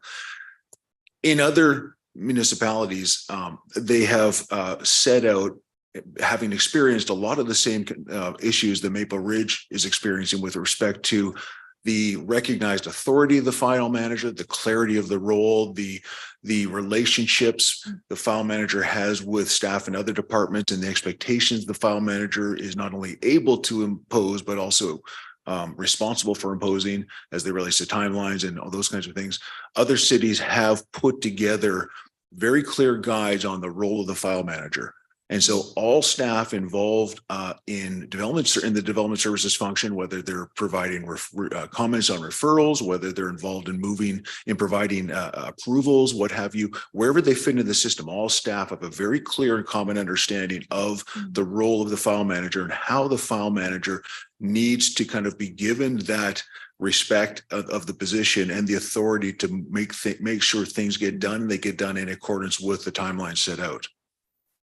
I'm hearing a very clear corporate policy around the role of the file manager and expectations between colleagues. Absolutely. And I sympathize, if I may, Your Worship, I sympathize, perhaps even empathize with staff in the position, because as you alluded to, Councillor, it can be very difficult for staff in the planning department, particularly if it's a junior staff member, to try to hold to account more senior staff in other fields. That said, it's important that everybody understand those, and that the file manager, if he or she needs, kind of appeal to the director, appeal to his or her manager to get assistance in that, because it can only work as an efficient system if the file manager is able to enforce that accountability. We have a lot of examples, I know, from speaking individually with staff who play the role, where there's just kind of a reluctance to, and really, I think, a lack of clarity around what their authority is in the system. Thank you. And through the mayor, a question on another topic about council's role in the approval process. We talked about maybe bundling first and second readings together. Could you speak to whether other municipalities have whether councils review the applications as well in the council committee of a whole or similar process before first and second? Sure. Yep. Thank you for that question, through your worship. It's not uncommon for municipalities to review applications prior to getting to council through a development services committee, a committee of the whole, what have you. It will be treated differently in different places. Some municipalities don't have any of those committees and they go right to council, but many places do have those committees. So that review, however, it tends to be very close to the application going to council. So in the same way, committee of the whole at Maple Ridge now will review something and it goes on the next council agenda with a recommendation, it would happen in that way with respect to a development application. So all of the application materials will have been brought to staff, submitted, reviewed by staff brought together as a package in a first and second reading report. And that report will simply be vetted first and discussed with committee of the whole prior to being recommended to council. So it's not so much kind of a separate report necessarily, although it maybe have a separate title page, but it not so much a separate kind of role or a separate step in the process, as much as it is just kind of part of that council review that council chooses to do, both using its committee and ultimately council as the legal approving authority. Thank you. And through the mayor, follow up to that. I try and try and balance the purpose of something like committee of whole, development committee, and also the time and effort it takes on staff and sort of on council's time as well. And you mentioned it is a fairly similar report, so it's not a whole bundle of extra whole work, hopefully, for staff. But how do you see that trade-off between having that sort of pre-first, second reading meeting and not having that pre-first, second hearing meeting? Sure. Meeting. And through your worship and council, what we're really kind of talking about is the overall kind of council's governance structure and the decision by the mayor, the chief executive officer of the municipality, to put in place different committees to do the business of council and to provide recommendations to council. So if we think of council as really first and foremost a legislative body, then its role is to receive recommendations from staff, from its committees, to then judge those recommendations and approve them or send them back. But a lot of the business of council will get done in different committees, and Maple Ridge has chosen to have committee of the whole for that. And so I think it's absolutely appropriate, and in my own view, kind of preferable to have a committee that can look at those reports, deal with them in a less formal fashion than council as sitting as council. Even though we have the same people around the table, they're not kind of under the same constraints that they would be sitting as the legislative body, sitting there as the committee, reviewing in a less formal way, asking a lot of questions, coming together, making a recommendation that then they, sitting as council, as the legal body, would endorse. I think it's an appropriate system. Thank you, Ms. Nielsen. Thank you. Thank you, Mayor. Thank you. While we've all had a chance to speak, I know there's the desire for a second round. I'm going to ask to keep it tight because we are really behind, and we do have a different presenter coming in closed with a hard cap on it. So Councillor Youssef.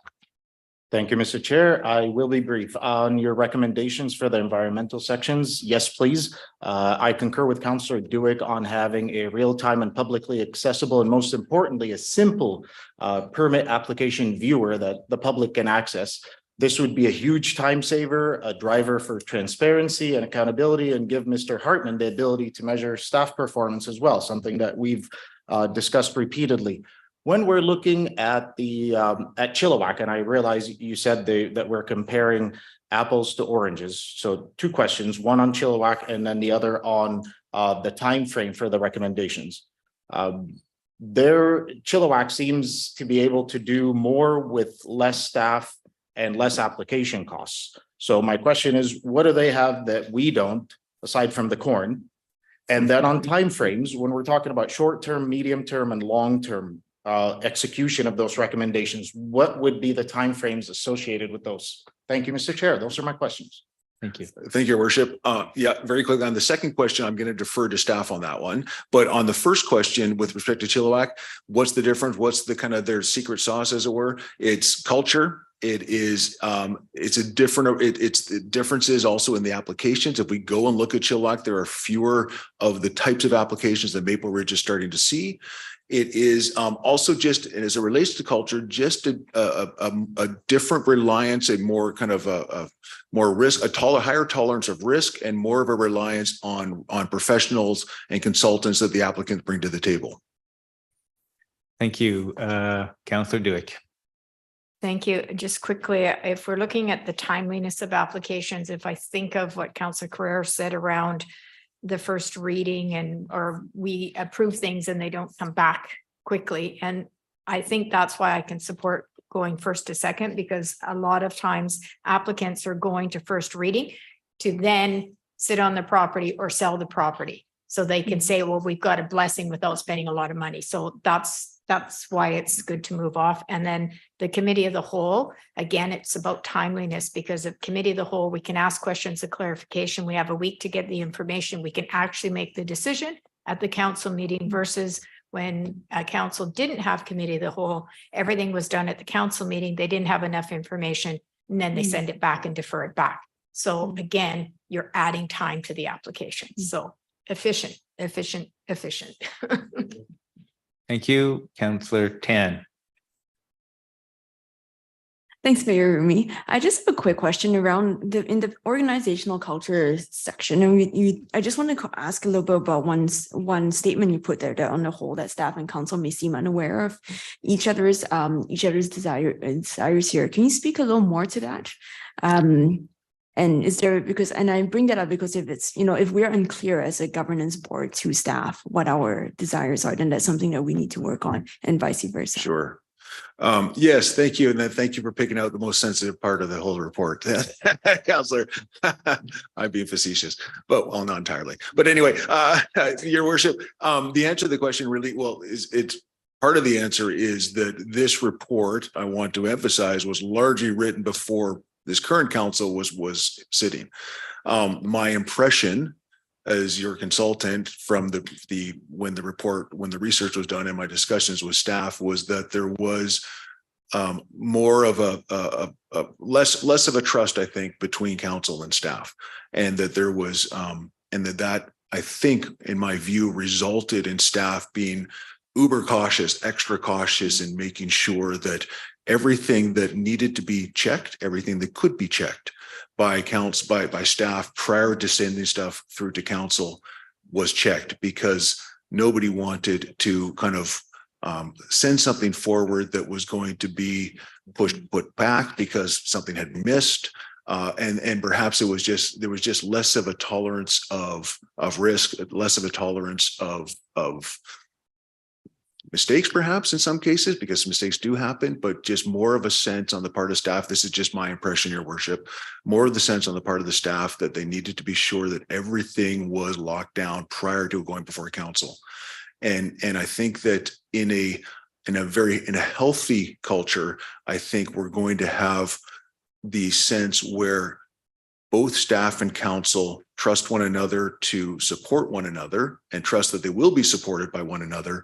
And that if mistakes are made, that ill motives aren't impugned on the party that made the mistake. It's simply just because we were trying to do the best and we had the best of intentions, mistakes were made. Let's figure out how to do it better. Thank you very much. Thank you, Mr. Nielsen. Thank you, Mr. Mayor. Thank you. Good. Seeing no other hands up. I want to thank you for your presentation and your answers to all of our questions. I understand you'll be here for a little bit. Yes, I will, Your Worship. Okay. Thank you very much. Thank you. Just to update everybody on our timing here. So we still have 5.2, which we do want to get through because that is part of Mr. Nielsen for being here. And then we'll have to see where we go with the UBCM portion. When we go into close, that's where we have somebody's coming in at 1:15, 1:30. So it's going to be very tight. I think we have ordered some. Yeah, we'll get something to munch on. But I just wanted to let everybody know, yeah, we are tight on time and a little bit behind time. So having said that, we're going to move to 5.2. Development Services Function Review Implementation Strategy. Ms. Carter. Okay, and I have good news because we did such a thorough dive on the report and council asked so many great questions that I think that David Pollock and I, who are sharing this presentation, will be able to very quickly go through it and then have some time for questions. So Patrick, thank you. Okay. So we'll just get started. So you just heard from Alan Nielsen. He stepped you through all of his findings and recommendations. And so we're not going to touch on that piece, but rather we're going to focus on the implementation strategy that staff have prepared and that is in your agenda package. Now, when we received the report in January, staff immediately got together. So it was planning, engineering, and the general managers. And we started pouring through the report because we really wanted to understand what the findings were. And we really wanted to understand what the recommendations were. And as we were going through the recommendations, we realized that they aren't all created equally. Some will have a greater impact or greater influence on reducing efficiencies. Others are dependent on other changes happening first. And with all of that in mind, we came up with the list of what we think are the key implementation items, the key action items that we want to really focus on. And those are the ones on your screen and in the report. The first 6, they're not in any order of priority. The first 6 come directly out of Alan Nielsen's report, and the last 2 were ones that staff identified that we think are also important to advance the work. Now, I think you'll be pleased to see, and we're really happy to report that a lot of this work we've already started and we've actually advanced. So I believe that you'll see that by the end of the year, we will have implemented most of the recommendations in this report, and the others will be well underway. So that's a real good news story. We talked briefly about what we used to call SPLIT, but it's now called the CityWorks Land Management System. That's the replacement of the Amanda system. We cannot agree more with the statements that the consultant made about Amanda not meeting applicant needs or staff needs. We're so happy that we've got this new system coming in, and it is intended to be launched at the end of the year. In listening to your conversation, you want a portal. This will have a portal. The applicants will be able to log in, take a look. They'll know exactly where their application is at. One thing that staff are very excited about is the fact that it will have a development tracker that will be able to provide us with up-to-date data. And then because of that, we can configure dashboards, we can monitor files, we'll be able to set our targets and really monitor our success. And David Pollock will talk a little bit more about metrics as we get to his part of the presentation. Bill 26, I don't need to spend a lot of time on this. We just covered it with the previous presentation. We took this report to council in February, and we did get direction to bring forward the bylaw and policy amendments. And you will see all of these amendments before your summer break. So we're looking at DVP delegation, further delegation of development permits, and then we're going to be looking at public hearing and how to modernize that as well. The combination of first and second reading, lots of conversation about that. And I have to say, if you were to ask me what I personally thought was the most important change that we can make, I would say in my mind, it is this one, because Alan mentioned there's all sorts of problems with it, but to put it into context under our current system, any one of you could decide, I'm going to make a rezoning application, and all you have to do is fill out the form. It's a 1-page form. You just give us 1 or 2 sentences describing what you want to do. I want to subdivide my lot into 2 lots. You have to pay your fee and give us your certificate of title, and you're in. And we're finding it's very frustrating. We're sensing it's frustrating for council. It's frustrating for staff. Council, and I can give you a good example. Recently, council have said you would like to see on our subject maps where the trails and connections are. Sounds like a simple ask. The challenge is, and we're working to doing that for you, but the challenge is our Parks Department don't provide comments until we're at first reading. So to show that map early in the process, planning can take a good crack at identifying where we see those trails in the OCP. But it's the Parks Department that have the real detailed information about, are they on private property or on their public property? Where are they? So if we move to this sort of first and second reading process, we will be able to provide that information before you're even giving first reading. And we will know that we'll be confident that that information is actually correct. It will have, so many times we'll hear council ask, are there variances? what is the parking situation? Is there a traffic study? And we want to be able to give you that information. We just don't have it because the process says we don't get it until later. So it leaves you frustrated. It leaves us feeling like we're not giving you the information that you want. And so we're really hopeful that we can collapse these two readings. And I think Alan's quote about the time that this adds to the process is not inconsequential, is a really good point. Staff have taken this recommendation very, very seriously, and we have a report that we're working on, and we're aiming to get that to you within the next month or so we can have that conversation. We talked a bit about the development concierge pilot program that's being recommended. And at the staff level, when we looked at it, we recognized as soon as you create one stream, you're creating multiple streams. And so we are calling it the creation of a multi-stream application review process. The way the consultant's report is written is it's focused on large-scale projects that promote economic growth and employment generation, picking up on the theme that I heard you just talk about. At the staff level, we recognize that we could roll out the red carpet or offer this pilot to other projects that are advancing things that council have said you wanted. So we've added that when we look at this, we want to include, we'll take a peek, how would it apply to affordable rental or attainable housing projects? We recognize that in order for council to make a decision around this, you need to see the business cases, you need to see metrics, you need to understand what are the resource asks. And we're happy to report that our colleagues in strategic initiatives and economic development are going to assist us create a business case for that, and we'll bring that forward. And we do recognize that there's an opportunity to develop more than two streams even. And we want to explore building on the success the building department has. They've created what they call a fast track system, but it's for those simple little 2-lot splits. I want to build a garage, I need a variance, and we think there might be an opportunity to do something similar with the development applications as well.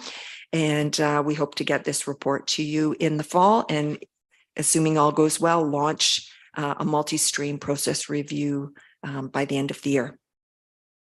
You heard, we talked a bit about planner of the day. Completely agree with the consultant with this current rotating system is really problematic. And the real significant impact is it's taking file managers away from managing their files as they go downstairs to support the front counter. And so we did include the request for a permanent pod in the planning department's business plan and draft budget. And one point that I really need to stress is we believe we can fund these positions using fees. And with that, I will invite my colleague over to continue stepping you through the presentation. Thank you.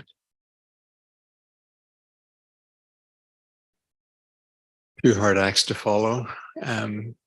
I would like to recognize actually Mr. Nielsen as well in terms of the way that he interacted with staff through the process. Certainly some challenging questions were always asked, but they were done in a very respectful way, and I think staff really appreciated that. And I know that staff it was interesting because even in our section, staff were looking forward to the opportunity to meet with them and coming forward with their own list of issues that they wanted to see addressed or that they thought were meritorious. So in terms of we don't have, our acronym doesn't sound quite as good. The EOD doesn't sound quite as good as POD, but it's the same basic role. It's been able to provide that engineering assistance at the front counter. Also, we've seen over the last 2-3 years more a move at the front counter staff to be more cross-functional, and we've lost some expertise just through retirement and so forth of where we had the advantage of staff that really knew the process, that could deal with some of these more technical, with basic technical issues. That doesn't exist at the moment. So that's the proposal for the engineer of the day at the front counter, and the same reasons as Miss Carter suggested. The engineering review is important. the majority of infrastructure in the city is actually constructed by developers. After 1 year, the city engineering operations department takes over that infrastructure.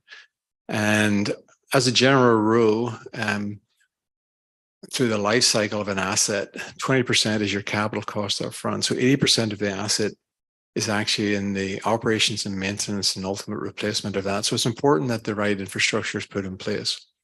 That said, I think this is a bit of an evolutionary process. There's a number of years ago, there wasn't the same amount of referrals up to operations.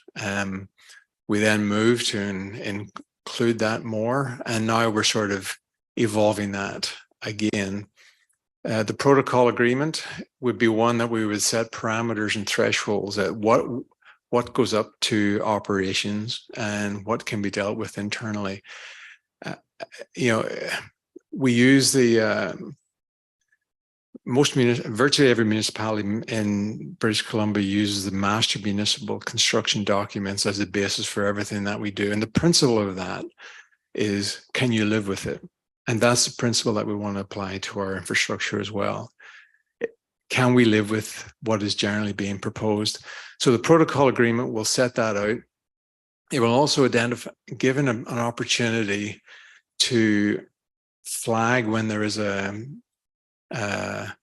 when an issue is getting stuck between those two departments. It means that if the engineering technologist is having trying to resolve something with operations, if we don't get it done within 1 or 2 go arounds, then it moves to the manager, then it moves to the director, moves up to myself as GM. So it does set that, rather than a lot of good, well-intentioned effort to try and resolve it and bring it around.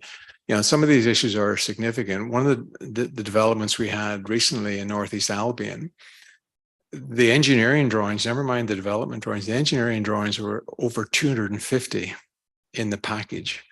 Took a week to bring them up to operations, never mind anything else. So as being facetious there, but that's a big set. That's a big set of drawings that each have to be all have to be reviewed. There is a recognition of the opportunities to move to more of a professional reliance model. One of the things we are looking at is the opportunity to use an external consultant to do those basic design reviews, rather, because that all has to be done by staff, whether it be in engineering or in engineer operations. So can we have a roster of external consultants that they can do the basic design reviews for us? And also, when it goes to construction, have them do weekly field reports and the assurances from the field. The interesting thing that we started, first of all, with the building permit process review and then moved to the development process. There's a number of initiatives that have been identified as staff have worked through the various issues. And I'll just outline some of them here. And one of them is actually part of our recommendations, but it's not actually in Mr. Nielsen's report. And that's the elimination of off-site frontage improvements for single-family homes.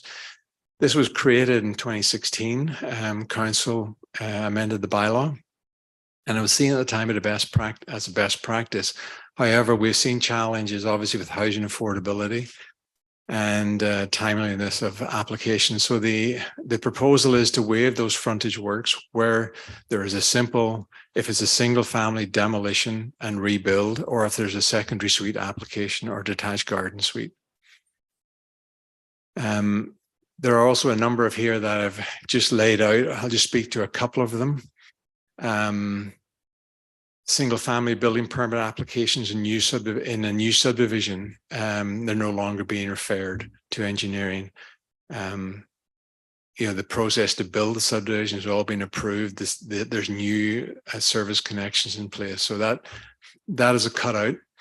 Reliance upon the professional and the consultant to come up with securities for construction estimates and when those estimates should be released in construction. And also the ability to put in or identify servicing requirements earlier in the process and pre-zone sites. So those are some of the issues that have been identified and are already being implemented as part of the ongoing work. One of the challenges that Mr. Nielsen spoke to was staffing. And when he started his discussions, I think we had 2 people in the development review section. We're now fully staffed at 5. And one of the things that I would like to compliment staff on is the dedication that they show, whether it be the manager or the technologists and technicians that work there. We have people working weekends and evenings to try and keep up with these things. So it is not a lack of effort at all. But when you have 2 people in a department that normally has 5, it's pretty hard to keep things going in a timely fashion. Although this piece that I put up here, even in the last 7 months, we've seen a reduction from 22 to 14 weeks for the average referral time in engineering, which leads into the issue of discussion around metrics. And there is a desire, it's being led by our CAO, that we want to be a leader in terms of this in the review and application of the review and approval of applications. So to do that, we need this accurate baseline data to be able to come up with dashboards and so forth and assess the success of the process improvements that are proposed. And certainly CityWorks, as Ms. Carter spoke about, will allow us to set those baselines and monitoring of the various processes. I would also speak to some of the things, there has been the discussion around the structural alignment of some staffing areas. And I think we've got a lot of work to do and quite an aggressive schedule to move things forward. I think it's to focus in on these process improvements and then evaluate later on in the year whenever we see some of the results come through to look at what's the best way to continue to deliver the service. So I'll not go through these except to say that we originally had listed the 8 or 9 significant initiatives, but in your staff report, there is quite an aggressive schedule to do this, and there's a lot of work to be done, but certainly I've seen a very high commitment of staff to achieve that. And just finishing off with this last slide, we're not there, but certainly there's efforts to get there. And I took the liberty of carving out some comments out of Mr. Nielsen's report, and I think it does speak to the quality of staff that work at the city from all levels of the organization. And with that, we'll close and be happy to answer any questions on the implementation. Thank you. Thank you very much to both of you for keeping that as brief as you possibly can. I will open it up to questions, and I see Councillor Carreras followed by Councillor Youssef. Thank you. I kept most of my questions to the last one sort of for the consultant, and these are sort of my staff pieces. I'll be as quick as I can.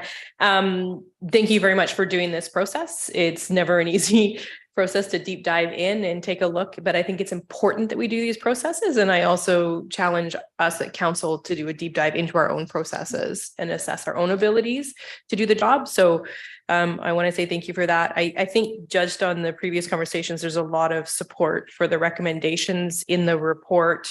And I will acknowledge that many of those recommendations are very, very operational in nature, and I trust it to staff to figure out how they can best move it forward. Where it comes to me as council is around the metrics piece, and that's what I'll be looking for: is are we actually moving forward?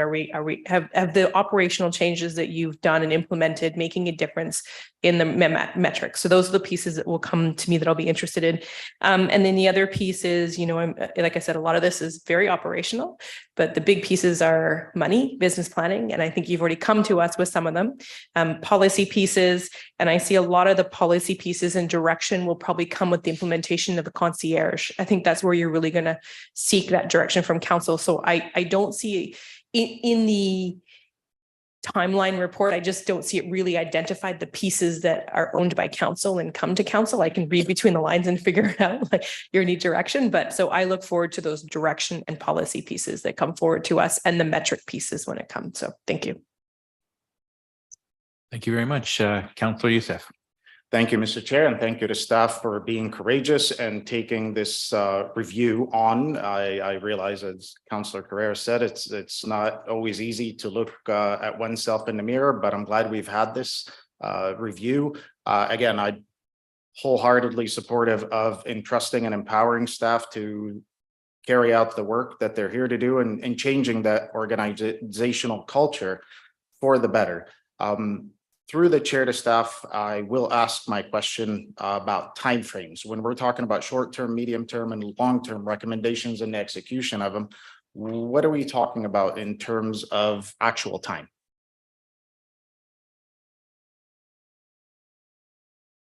Go ahead, Ms. Carter.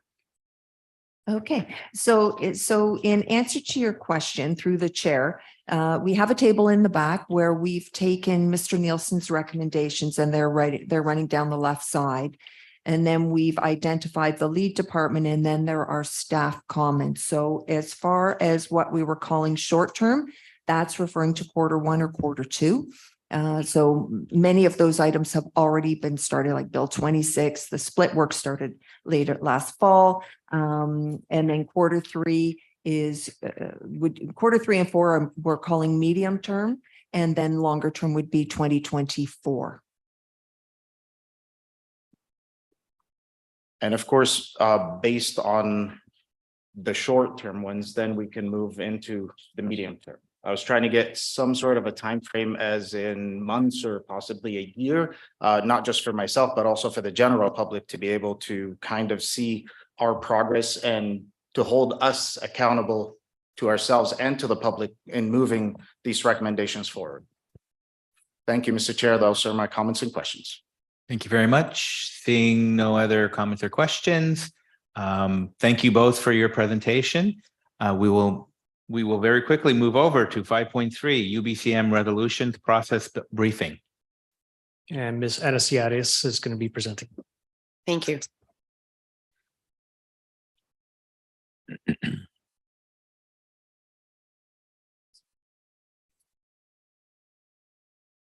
All right, thank you very much. This is going to be a brief briefing. You've all seen the report, the staff report. Essentially, we are signaling to you, your worship and council, that we are beginning to think about the UBCM policy resolution process and the timelines, and just wanted to outline them quickly for you. As you're aware, each year, the Union of BC Municipalities considers resolutions from across the province from municipalities and discusses them at their annual convention this year, which is taking place September 18th to the 22nd. Typically, there are two ways to submit your policy resolutions. One can be through the Lower Mainland Local Government Association, first at its AGM, which is happening May 3rd to 5th this year, and then gets sent to UBCM, or you can just apply directly, which is what staff is recommending us do in terms of the stream this year, given that our first year, of course, with the new mayor and council and other priorities that have been made in the beginning of the year, which is when we would have had to have submitted at the LGA conference, which would have been in January. So in your report is just some timelines and process that has been outlined. And so you will see that we are recommending that by May 16th, council provides their ideas to staff. And then draft resolutions would be drafted through staff by May 18th. Comes back to council for consideration and discussion May 23rd. And then final adoption by council is targeted for June the 6th, with an ultimate staff submission targeted to UBCM for June 13th. The deadline for UBCM is the 30th, so that's well in advance. And we've outlined sort of the template that council can take a look at. And so right now we're really just asking you to start thinking about this, to start thinking about, the issues that you want us to work with you on in terms of writing and submitting, and then taking it from there. Wow, that was quick. Yep. Thank you very much for your presentation. Okay. I'll open it up to, oh, wait, no, we need a motion. We need a motion. Moved by Councillor Carrera, seconded by Councillor Youssef. And now I open it up for comments or questions. Councillor Carreras. Super quick on this. Resolution is totally cool. Got it. When do we have to make decisions? Because we have to put invites in to meet with ministers as well. When do you know the time frame for that? Not currently. I'll check and get back to you on when the meeting request times are. There's also the opportunity to schedule if you wanted to do a workshop as well. So that's another opportunity, but I can look into that and get back to you. Perfect. Thanks. Any other comments or questions? None? I will ask one. Generally, when we're looking at UBCM, what is the traditional amount that municipalities put in? I mean, obviously, we don't want to put in 100 of these things because that means a lot of work for staff. So any idea what that amount should we be targeting? Well, I would say, you're right. You don't want to put in, a whole bunch of them. From what I understand, there's not a limit. And what I also know, having talked to UBCM staff, is that even though, say, an issue has been submitted in the past, doesn't mean that you can't readdress an issue again. If we were to go that route, I would recommend that there's certainly some additional aspect or building or something different, a value add to whatever policy that you're then sort of recreating, so that you're not being duplicative and you're being efficient. Oh. What did you find?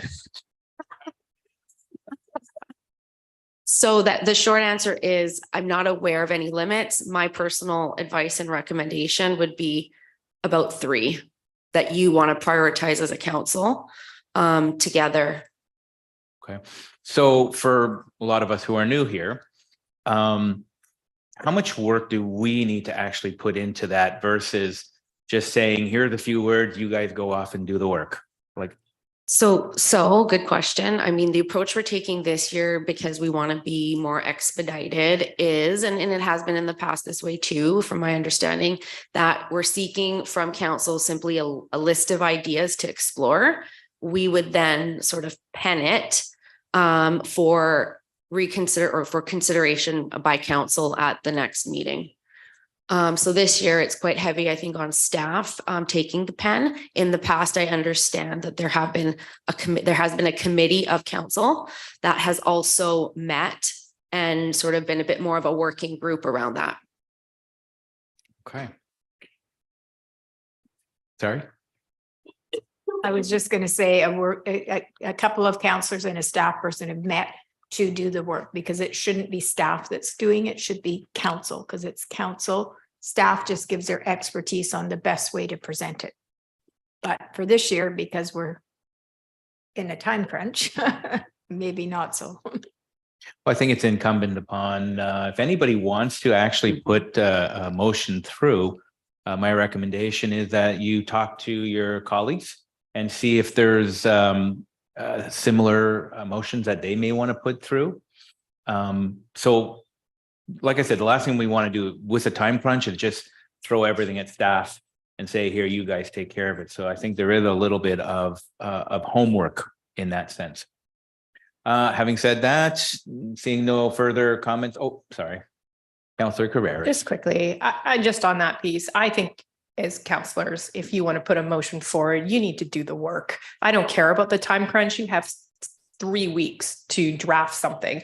Doesn't have to be perfect, but you should be able to put down why you think we need this motion and what the motion is. And then staff are there to help guide us on the legislative language of it. So I'm just saying to my fellow counselors that if you want to do this, I think it's important to you to learn to do this and take the time to do it. I think that's incumbent on us to do that work. So I just needed to say that. Thank you. Great. Seeing no further, thank you very much for your presentation, and noted that the timeline is in the documentation provided.